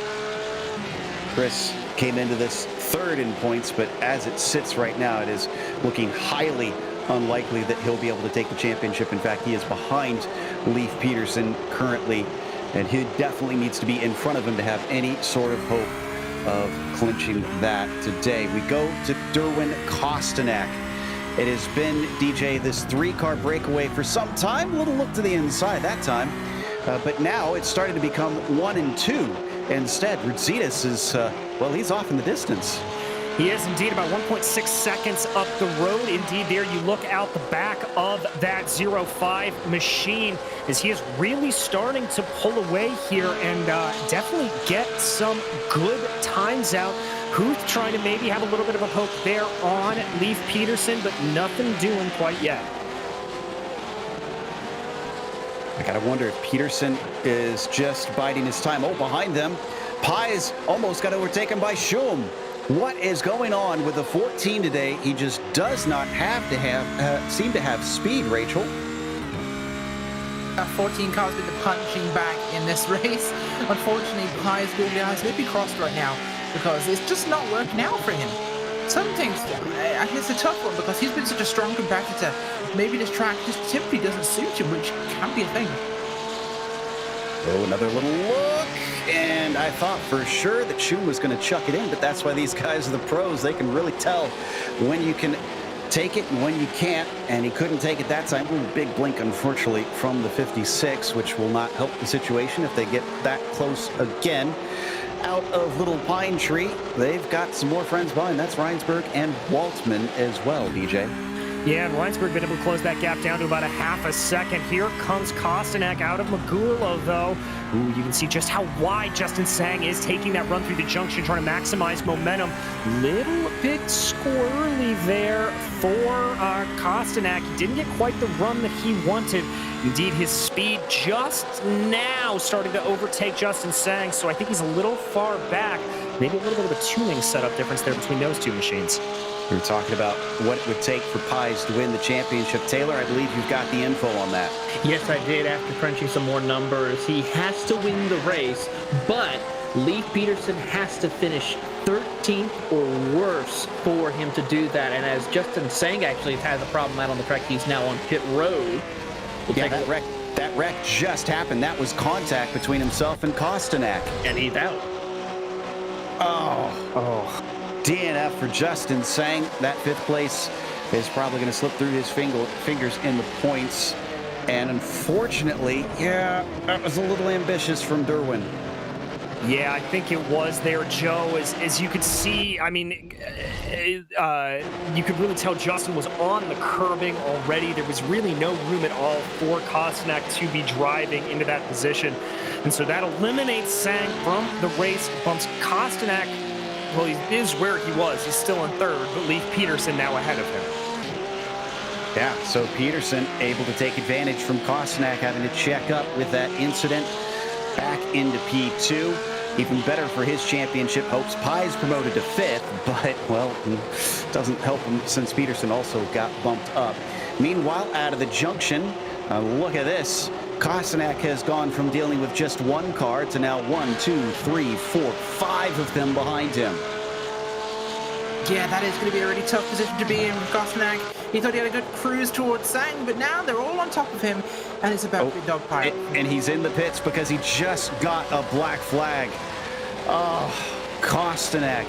What a great result on the cards after going from 6th to 3rd. And now I'm not even sure he'll be able to get a top 10 here. Yeah, I'm not sure either, Joe. That's a pretty hefty penalty that is getting levied down because not only was that avoidable contact, it also ended a driver's day, is what we are hearing from race control. So jumping on board with David Craig in that new position as he tries to chase down James Tack ahead of him. Yeah, it's a 30-second stop and go, which around a short track like this, that is immense. He is going to lose gobs of time in track position. In fact, if I'm seeing correctly, he will return last on the field but 1. Ed Eisenring is the only one behind him, and he is a lap down. Yeah, that was going to be heartbreaking there for him. But unfortunately, these things happen. Avoidable contact should be. And looking at Jonathan Waltman here from 7th place and putting on a good show right now. He's right at the back of this group. So we should see what he can do with this one, because I think there's plenty of room for this whole section here to tighten up if they start fighting. And if one group at the front of this starts actually backing into position, they'll all be on top of them. And can we give some love here to this gray machine you see? This is Jonathan Waltman in the 16, chasing Rick Reinsberg. Waltman is up from 14th right now, so 6 positions gained here today in 14 laps. And he's going to look to the inside. Can he make it 7? Well, no, not quite yet, EJ. No, not quite yet. And keeping an eye there on Schum ahead of him. Looks like that was a little bit of a wider line for Schum, but he was able to carry enough speed. Jumping back to James Huth now, who has inherited that 3rd place position from Derwin Kostanek, as he's got a bit of a run on Peterson, but not close enough to seal the deal. They'll stay single file. But still, Huth has been showing his nose here and there, so I got to wonder if he's going to try and make a move at some point. Mercedes, by the way, we haven't hardly been showing Liam. All the action's been behind him, but the 05 is our leader out there. There you see, there's some love. And while we give him some love, we also want to give some love to our sponsor, because it's time for the Midway Race Report, brought to you by Porsche. Porsche is more than a sports car. It's a way of life for all of us, and we appreciate their support of PCA Sim Racing as the Pro Class sponsor. With a recent sub-7-minute lap at the Nurburgring in the GT3 and the arrival of the all-new 992 GT3 Cup car to the U.S., Porsche's dedication to motorsports is stronger than ever. Find more about Porsche at Porsche.com. Rachel? Thank you very much. Leading the way, Liam Radzikis. We haven't shown him much, but that's because he's doing it on his own. The Upper Canada Region driver, that 05 machine, started in 1st, currently leading the race. Mr. Consistency, and the man in the point spot that he really wants to be in is Leif Peterson, although that just changed as Huth got past him and back and forth here, actually. So it's Huth in 2nd, Peterson there in 3rd, Huth, of course, being the number 12 machine. He's from the Hudson Champaign region, and Mr. Peterson, of course, is just behind him there from the Maverick region. Stop swapping places while I'm talking about you. Nah. Chris Byes, the Lone Star region in Zone 4 with those eyes, and I think there's something to do with a bird about him. I don't know why we keep talking about that, but started 8th up to 4th right now, so huge gains for him. 5th place tonight is going to be Jacob Schum. Putting the camera on board with him there, and having the background in the bedroom. I think that's a Hot Wheels logo. His car looks like one. The Carolinas region driver from Zone 3 in that 56 machine, putting things on the grill. 7th place, Jonathan Waltman, I mentioned him a moment ago, from Zone 8. The Santa Barbara region driver in the 16 car is really going for gold here. Up from 14th, currently running 6th, gains of 8. 7th, Rick Reisenberg, right behind him there. The Diablo region driver in the 7 from zone number 7 is having a good one out there today. Reisenberg started 5th. He's down 2, unfortunately. 8th is Robert Rose from the Shenandoah region. Robert started in the 11th spot. He's up 3 to 8th right now in the 443 machine. Then it's Gabriel Arbano from the Gold Coast region, that one at 31. He started 12th, so move him up 3 spots. 10th place with another onboard camera there. Really low angle with some foot cam, which we all know that Joe loves the foot cam. It's his favourite one. It's the Keystone region driver of the 996 machine there, Dave Craig. P11 is going to be Chris Braun from the Northeast region, the 258. Another camera, we're spoiled for choice tonight. Getting a good shot there of him running with his VR rig. Braun is down 7th though, running 11th. Taylor? Moving on to the 12th position will be Dewey King. Has gained 8 spots since the start of the race for the Metropolitan New York region driver in his white Tiger livery. Having a great run right now as he continues to press forward. 13th is Shabalo Benyopaje, who is also from the Metropolitan New York region, car 770. Started in 13th, has remained consistently in the 13th position as he works his way through. 14th is Jonathan Schum right now, started in 21st, and as he works his way through it, having a decent points night as well as he runs, has gained a few positions as he will gain a few extra spots in the championship for the Carolinas region driver. Behind him is Joe Sinclair from the Upper Canada regions in the 15th spot, has gained 3 positions descent starting in 18th. 16th position is none other than Julien Velez from the northern New Jersey region. Very beautiful car that he has out there. Of course, we talked about the reason for his number because of his daughter's birthday. So very exciting as he continues to try to put on a good show and try to bring home maybe a top 15 or top 10 finish for him and his daughter. 17th is Charles Yao from the Finger Lakes region in car number 17. Has lost 1 spot since the start of the race. Derwin Kozenak from the Wild Rose region not having the best of nights after having to serve that penalty. He is the last car on the lead lap in 18th. The first car 1 lap down in 19th is Ed Isinring from the Pacific Northwest region in his beautiful silver Porsche as he works his way through. Started in 9th, has had a couple of troubles as well out on the track. James Patak is out of the race. He will come home in 20th. Justin Sang will come home in 21st. And Greg Fullwood rounds out your 22-car field. Joe? And this concludes tonight's Midway Race Report brought to you by Porsche. Big thanks for the entire season, Porsche. Thank you, Rachel. Thank you, Taylor, for all your hard work through the fields. Well, and Ruzitas is trying to give us a little bit of action here, DJ. He was 4 wheels off there for a moment. Thought he was going to throw it all away. I thought he was too, just overcooked it coming out of the junction, but he's still able to get down, keep going here, and maintain about a 4.5 second gap on Huth behind him. So it's a little reminiscent of Michael Schumacher back in the day there, Joe, how Schumi would just go, oh, well, I messed up, but, you know, I have 30 minutes in the lead, so I'm good. 30 minutes in the lead. Is this long now? Like. It's what it seemed like when I was a kid. Meanwhile, out of the Curva de Sol here, and we hop on board with Waltman. I mentioned earlier the gains that have been made. It is now up to 8 positions for the number 16 car. So Schum still next on the road, hasn't been able to overtake him. Schum collecting another incident point, unfortunately, going a little bit wide out of the Descida del Lago. In fact, I'm kind of curious, Rachel, which of our drivers have the 0X. We'll try and check in on that. We have Leif Peterson, I believe, which is not to be, a surprise to anybody whatsoever. Have Reisenberg as well. Yeah, Reisenberg also has 0 apparently, looking at my list here. And Dewey as well, so Dewey done did it. 3 out of 22. And, well, 3 out of 19 still rolling as well. So not the greatest of results, but it is a modern F1 track, so easy to go that little bit too wide and find yourself just collecting a 1X. Well, Reinsberg here in 7th is currently chasing Jonathan Waltman, trying to take him down a peg from those many spots he has picked up. They go past the pit entry, all of them way too far apart for a pass here, DJ. And we're down to 15 minutes left. This is hitting that stage that we saw just previously with the club guys, where it's all kind of cools out for a moment.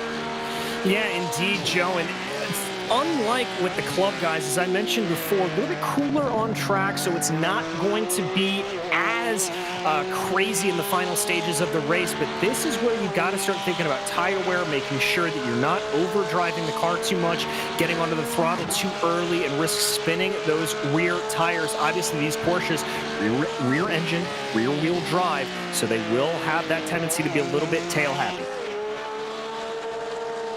So Braun continuing on there from the 11th spot, just behind Craig, he's been threatening. Same thing with Waltman now, who regained some of the time on Schum. It was up to 0.6 before. It's down to 0.3 here in the infield portion. Something we haven't touched on a lot yet today, Rachel, the fact that this track is so drastically different from one half to the other. Yeah, it really is. The first half of the lap is super fast, and then you suddenly get into this tight, twisty infield section, which has so much elevation change, it throws the car off, which you're dealing with much slower speed corners, and then you're having to worry about kind of getting the car's exit right in all of those. And there's a lot of compromised actual lines through those corners, because to get the run from Pinarino down through right, you've got to actually compromise the exits on 2 of those corners to get the fastest run. We're back to Rutsitas once again, clipping the dirt here and there. Oh, and things breaking down into the Senna S, allowing Waltman to maybe close up on Schum as we watch from Reinsberg's perspective. Now we switch to the rear bumper of the 56. It's getting close. It's getting close, but Waltman isn't close enough. No, he was not. And Joe, it looks like that Schum has got maybe just a hair more top speed, or Waltman rather has a hair more top speed than Schum, but Schum's a little bit better through this infield section that Rachel just talked about. He may be running a little bit more downforce on the car, may have a little bit of a spring setup difference. It just seems like that by the time they get to junction, Waltman has lost enough that he's not quite within striking range of that purple and green 56. No, and I gotta imagine it's a little bit frustrating. They keep kind of teasing us here because I'm looking at Reinsberg and he is awfully good in that infield portion as well. Now up through Junxiao and off the corner. Oh, a little wide there from Schum. Is this what Waltman may have been looking for? They start to pick up speed. They're already 125 miles an hour past Subidos dos Boxes. And another blink from Schum. No, I think I spoke too soon. Doesn't look like the 16 has anything, Rachel. No, right now I don't think he has. Waltman's just not quite in the right position for that. I think he wants to try it, but he also has to worry about Yao behind him, and that's going to be a big threat. But Pies, that car's pretty wide. Indeed, and as they look down the Retta Aposta here, cars trying to spot their brake markers into the Descida del Lago. We're down to under 12 minutes left to go on the clock. Opportunities are going to continue to dwindle away here. Braun, one of those that really wants to try and take advantage of things with Craig in front of him. Chris is out of position. Don't forget, started this race in 7th, down 4 spots into P11, not the one that he was hoping for out there. So with these two right in front of him, it's like dangling a carrot in front of him. Yeah, exactly, Joe. And as a driver, what you really have to do is just put that out of your mind. You can't be driving towards the driver in front of you. You have just got to be driving your own race, hitting your own apexes, and not letting yourself be affected by the desire to chase. As we look out the back here of Dewey Kang, this is currently the battle for 12th place. Yeah, I haven't checked in on Chabal in quite some time. The 770 still looking to see if he can take this one as the New Yorker sends it through the junction and up the hill. And that was a pretty good run. It is a mere 0.3 of a second between them coming up and around Subidos dos Boxes. Well, I thought it was good, but Kang is not giving him the toe that I thought he would. They look for the brake markers into the Senna S. And no, Chabal is not there, although he gets it down to almost a car's length behind his rivals as they plunge through the Senna S, Rachel. Yeah, really are diving it down there. And that's one of my favorite sections of this racetrack, of course. Just so powerful. And the car really flows so beautifully. And here is the 770 machine, which is how I'm going to refer to this car, because I'd rather not offend the driver. As that's Dewey Kang just ahead of him there. I mean, it's such a blast coming down here into the Descida del Lago, and then you get shot like a cannon up here and on the short inside straight before you come kicking around this almost of a lift of a corner with a bit of a dab of the brakes, but flowing around, big braking now, and then dive down into Pinarino. Yeah, you can see in that rear view screen just how tight that blue 770 is to Dewey Kang. Not going to be close enough for an attack into the Duck's bill this time, but he seems to have good corner exits, especially those slow corners like the junction coming up. We saw him get a great run last time, just couldn't quite get close enough. Here he goes, and oh, he was a little bit off, but even more off. Dewey Kang was nowhere near the apex, and now Chabal has got it within his reach, DJ. Does indeed. Chabot trying to bring that car out wide. You can see the overspeed. That's going to be Kang trying to defend to the inside, but there is just so much horsepower. It looks like more underneath that 770. That is going to be a move done and dusted, breaking down into the Senna S. He is up through. Move Chadal up into 12. Great stuff. And that is from qualifying 13th. So finally up a spot from where he started. Oh, and in front of them, side-by-side action, Chris Braun, who's been working on this for what seems like forever, is finally past Craig and into ninth. Gets it where he wants to be here, up into the ninth spot there. Craig's been really pushing that car hard so far tonight, and it's great to see him actually do that. We'll look at them pass here. Coming up out of Youngcow toward the front straight. This is a classic passing spot for that Northeast region driver that we see from so many cars in this race. In fact, so many races at this track. Nicely up behind him. Now, the car ahead has got the toe, so that's a big advantage for them, of course, but it's going to be under the braking zone. We'll see it happen just here under the bridge. It'll come, and in we go. And look at the gains he makes there as they're both coming down. Oh my God, that was a that was a moment. Probably made some sort of strange sound or a squeal as he thought he was about to die and then didn't. Yeah, I think was that Robert Rose or was that a lapped car that they were going by? I'm trying to figure out. It was Robert Rose, Joe. He got a little bit squirrely, so that was actually a 2-for-1 move there for Chris Braun. And I'm seeing David Craig coming into pit lane.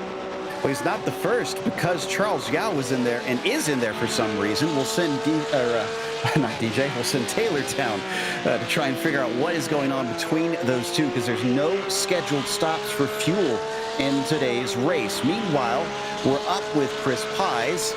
He's about 0.5 of a second back from Leif Peterson. And this is for the championship, but it's not going to swap the points lead between them. Pies, of course, will at least want to do what he can to have the pride of being able to beat him on track.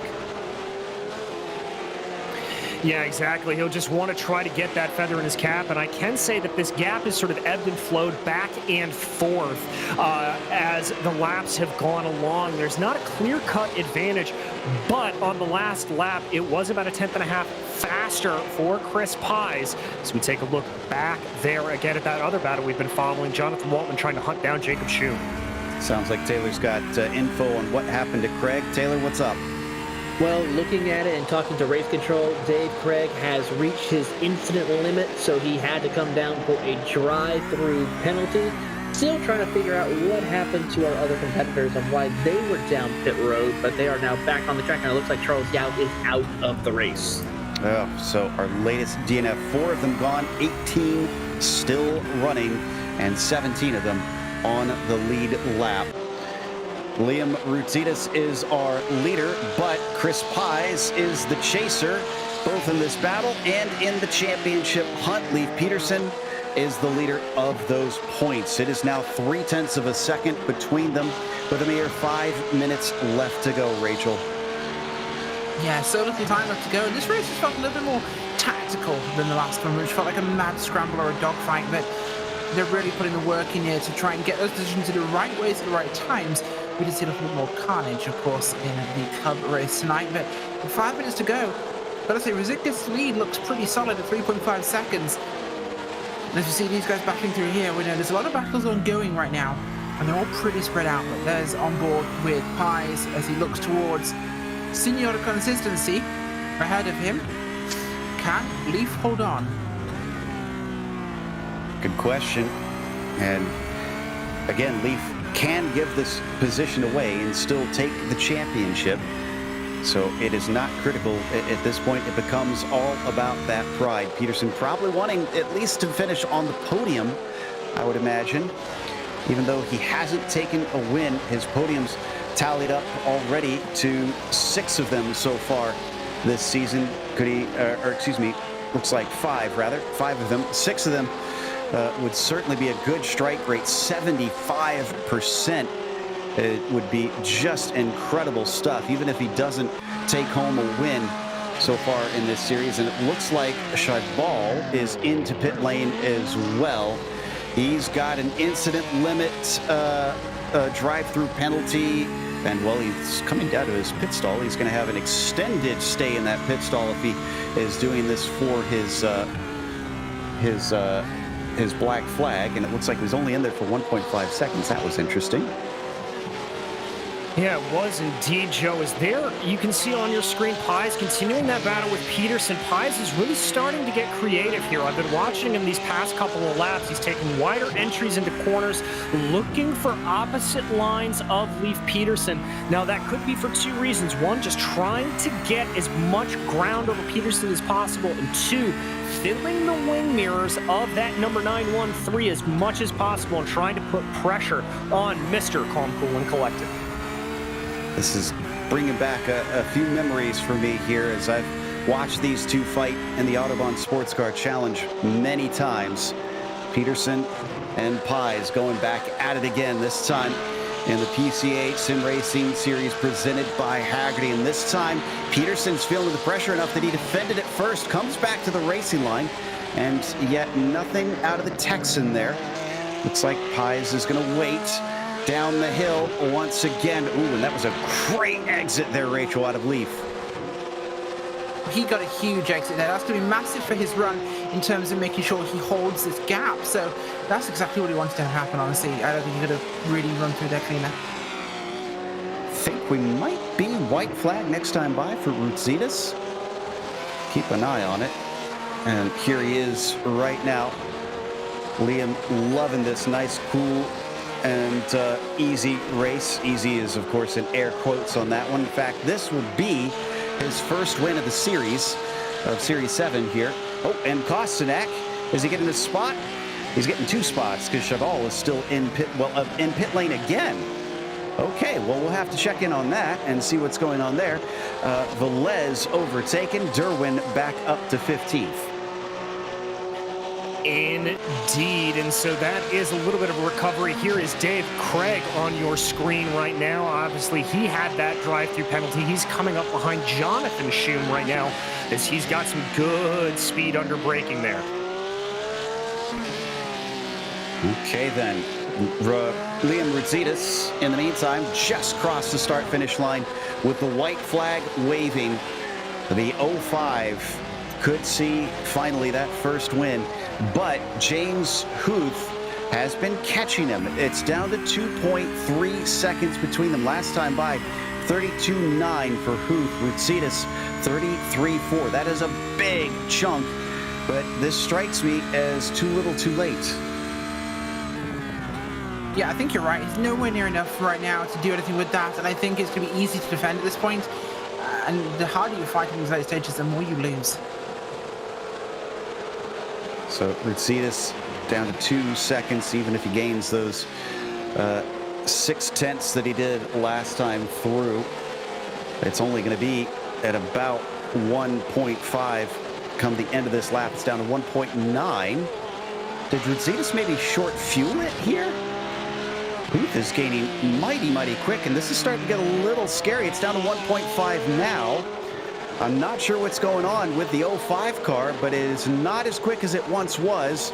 He just has one more braking zone to get right and accelerate out. As long as he's got the gas to get to the finish, he is good. It's still holding steady at 1.5 here. Up the hill, Liam Rootsitas looks like he's got it under control. It is victory here today and at Interlagos for Liam Rootsitas. But that is championship for Leif Peterson, who will finish on the podium for the 6th time out of 8 races, none of them a win, but that doesn't matter because he clinched here today as Waltman was just shy of Schum, unfortunately, DJ. Indeed, and Peterson putting in a couple of good laps there at the end to make sure Pies stay behind him. We now jump back to Joe Sinclair in 14th. That's Jonathan Schum. He's been dropping down the order a little bit here later on in this race. That's Sinclair trying to get the best run he can as they work their way past the Subido Swiss boxes. I don't think he's going to be close enough to make anything work, and indeed, Schum will be able to hold on to that 13th place position. Sinclair, 14th. That's among the last of our drivers on the lead lap. So this is your finishing order. Rutsitas takes the victory with Huth behind him, looking pretty quick at the end. Leif Peterson claiming yet another podium and finalizing the championship unofficially. Christopher Pies finished in fourth today with Jacob Schum in fifth. And it's Jonathan Waltman up 8 spots in the end to that 6th place. Reinsberg was behind him in 7th. Albano in 8th. Then it is Chris Braun in 9th and Robert Rose rounding up the top 10. Dewey Kang came home in 11th place, followed by Dave Craig, who was able to stay on the lead lap despite that penalty. Jonathan Schum was behind him in 13th, followed by Joe Sinclair and Derwin Kostanak. Julian Velez was in 16th, and Sandeep Badiopati was in 17th, with Ed Eisenring a lap down in 18th. Charles Yao 6 laps down, not sure if he got back out on track, and James Patak unable to finish the race. Justin Sang and Greg Fullwood also DNFs here today. It wasn't quite the nail biter that we saw from before, but Rachel, this one still showed us some fantastic racing, again proving why they are pros out there. Yes, certainly did. A stunning race we got to see today. These guys really put a good show on for us here, and this track is not an easy one. So honestly, impressive overall. Loved that. And this closes out Series 7, but we're not done. We're waiting for the drivers to hop in to talk to us. I'd love to hear from their thoughts, especially from both Peterson and Pies, since they were the main protagonists now that Amram could not make it today. In the end, though, Liam Rutsitas, of course, our victor out there. And man, I feel kind of bad for guys like him, DJ, because he played this race perfectly. I don't think we did see a mistake out of him, but just won once out of this whole thing off the track. And otherwise, it looked like this was a chef's kiss race for that 05. Yeah, very much did. He was in control of it the entire time. That one little incident. But Joe, frankly, having that incident, being able to recover from it and just keep putting in the good laps, it's really a testament to how good of a race and how confident Liam felt around here. You heard Rachel mention it earlier. This is a track that you really either love or you hate. There's not a lot of middle ground. Clearly, Liam Rutsitas doing a great job and loves this track. It certainly looks like it, but maybe he can help clear up that last bit for us because he joins us now. Liam, congratulations on the win. That was a mighty impressive drive, but it seemed like Huth was starting to catch you at the end. Were you backing off or what was going on? Oh, absolutely not. No, foot was through the firewall. He was just that much quicker. Wow. Okay. Well, that was probably just a little bit nerve-wracking then. And you did have at least one off going through the junction there that we caught on camera over the course of the race. I assume you were 100% the whole way then?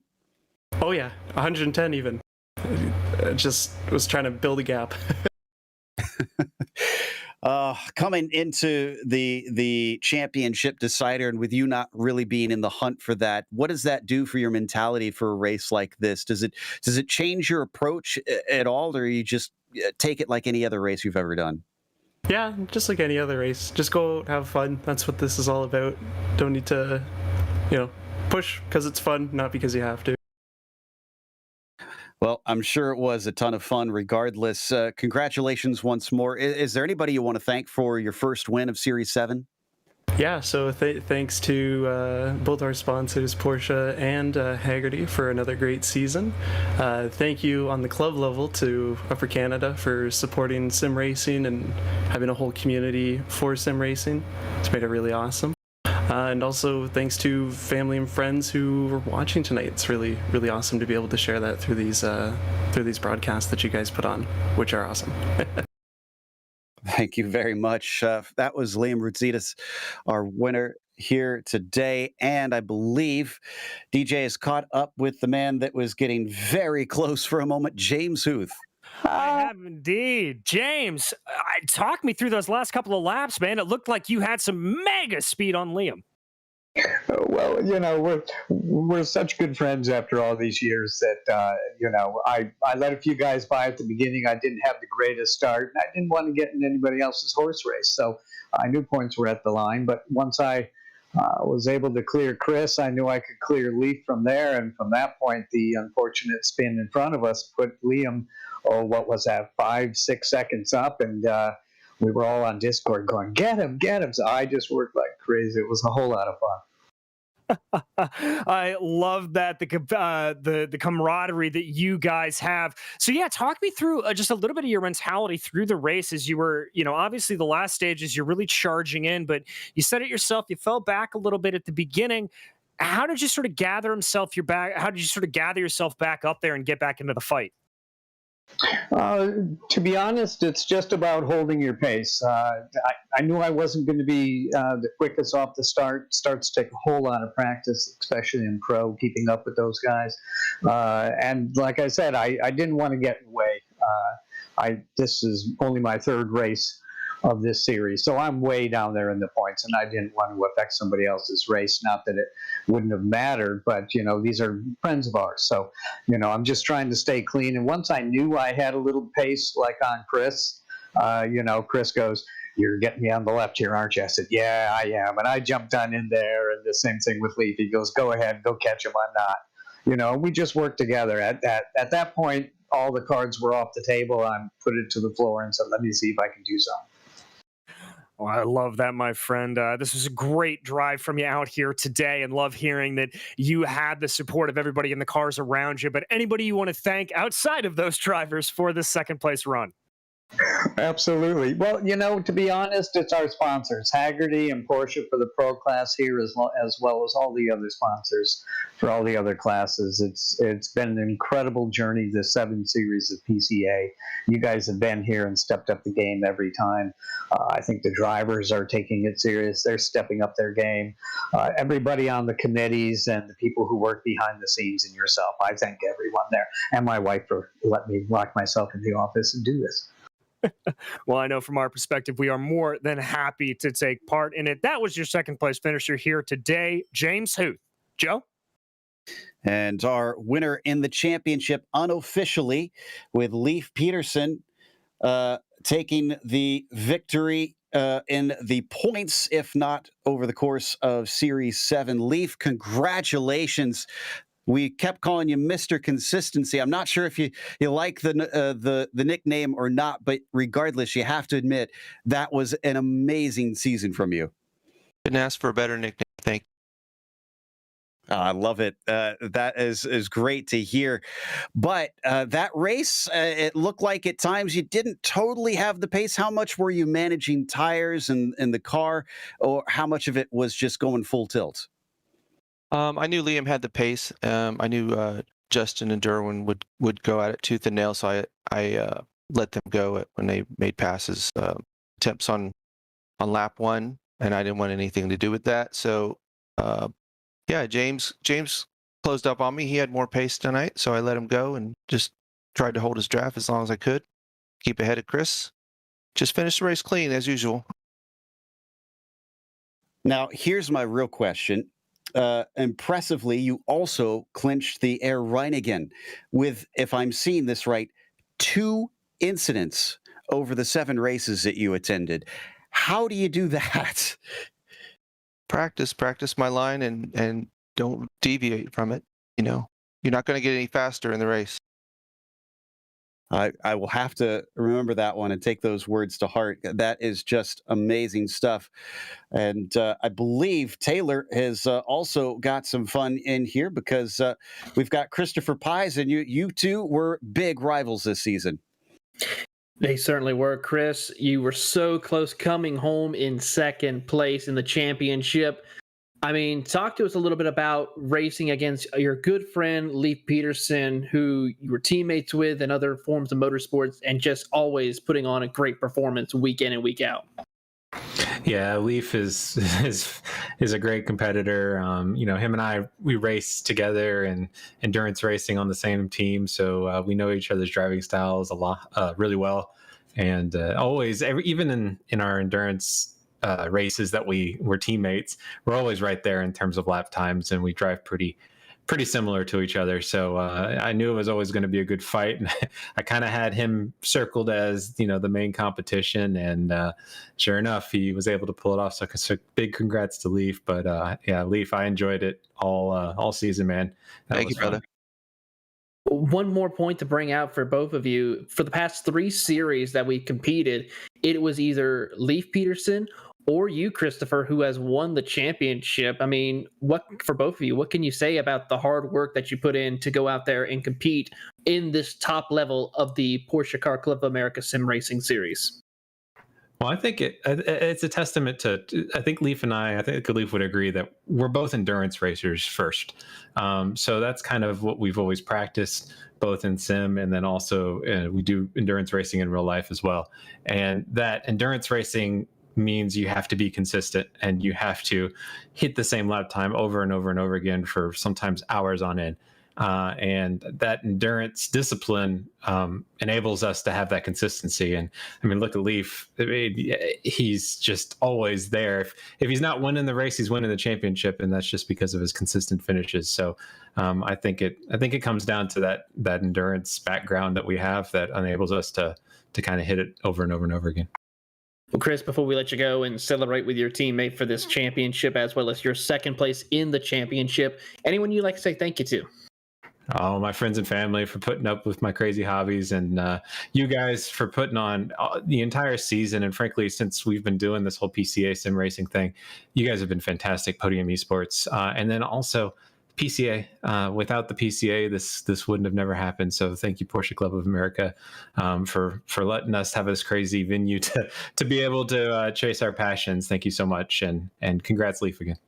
Thank you, and big thanks to Doug and James for managing this, organizing it, getting everything funded and organized. Just their tireless efforts just really make everything possible. Well, that is your top 2 in the championship. Once again, Leif Peterson and Christopher Pies. Joe? It's been 8 weeks of intense racing. 4 classes have seen champions crowned, and we couldn't have been happier to get to cover it here on Podium Esports. A big thank you to everybody involved. Especially thank you so much to our title sponsor, Hagerty, as well as the series sponsors, Michelin and Porsche. Big thank you to the steering committee at PCA Sim Racing, and huge thanks to our team tonight and for all season long. DJ, Rachel, Taylor, Ryan, Cameron, and Dougie. None of this is possible as well without those behind the scenes at Podium Esports: James Pike, Gary Sexton, Cisco Scaramuza, and John Theodore. We can't thank you enough for watching all season long, and make sure and tune in when we come back. But until next time, I'm Joe Peak, and I'll see you on the track.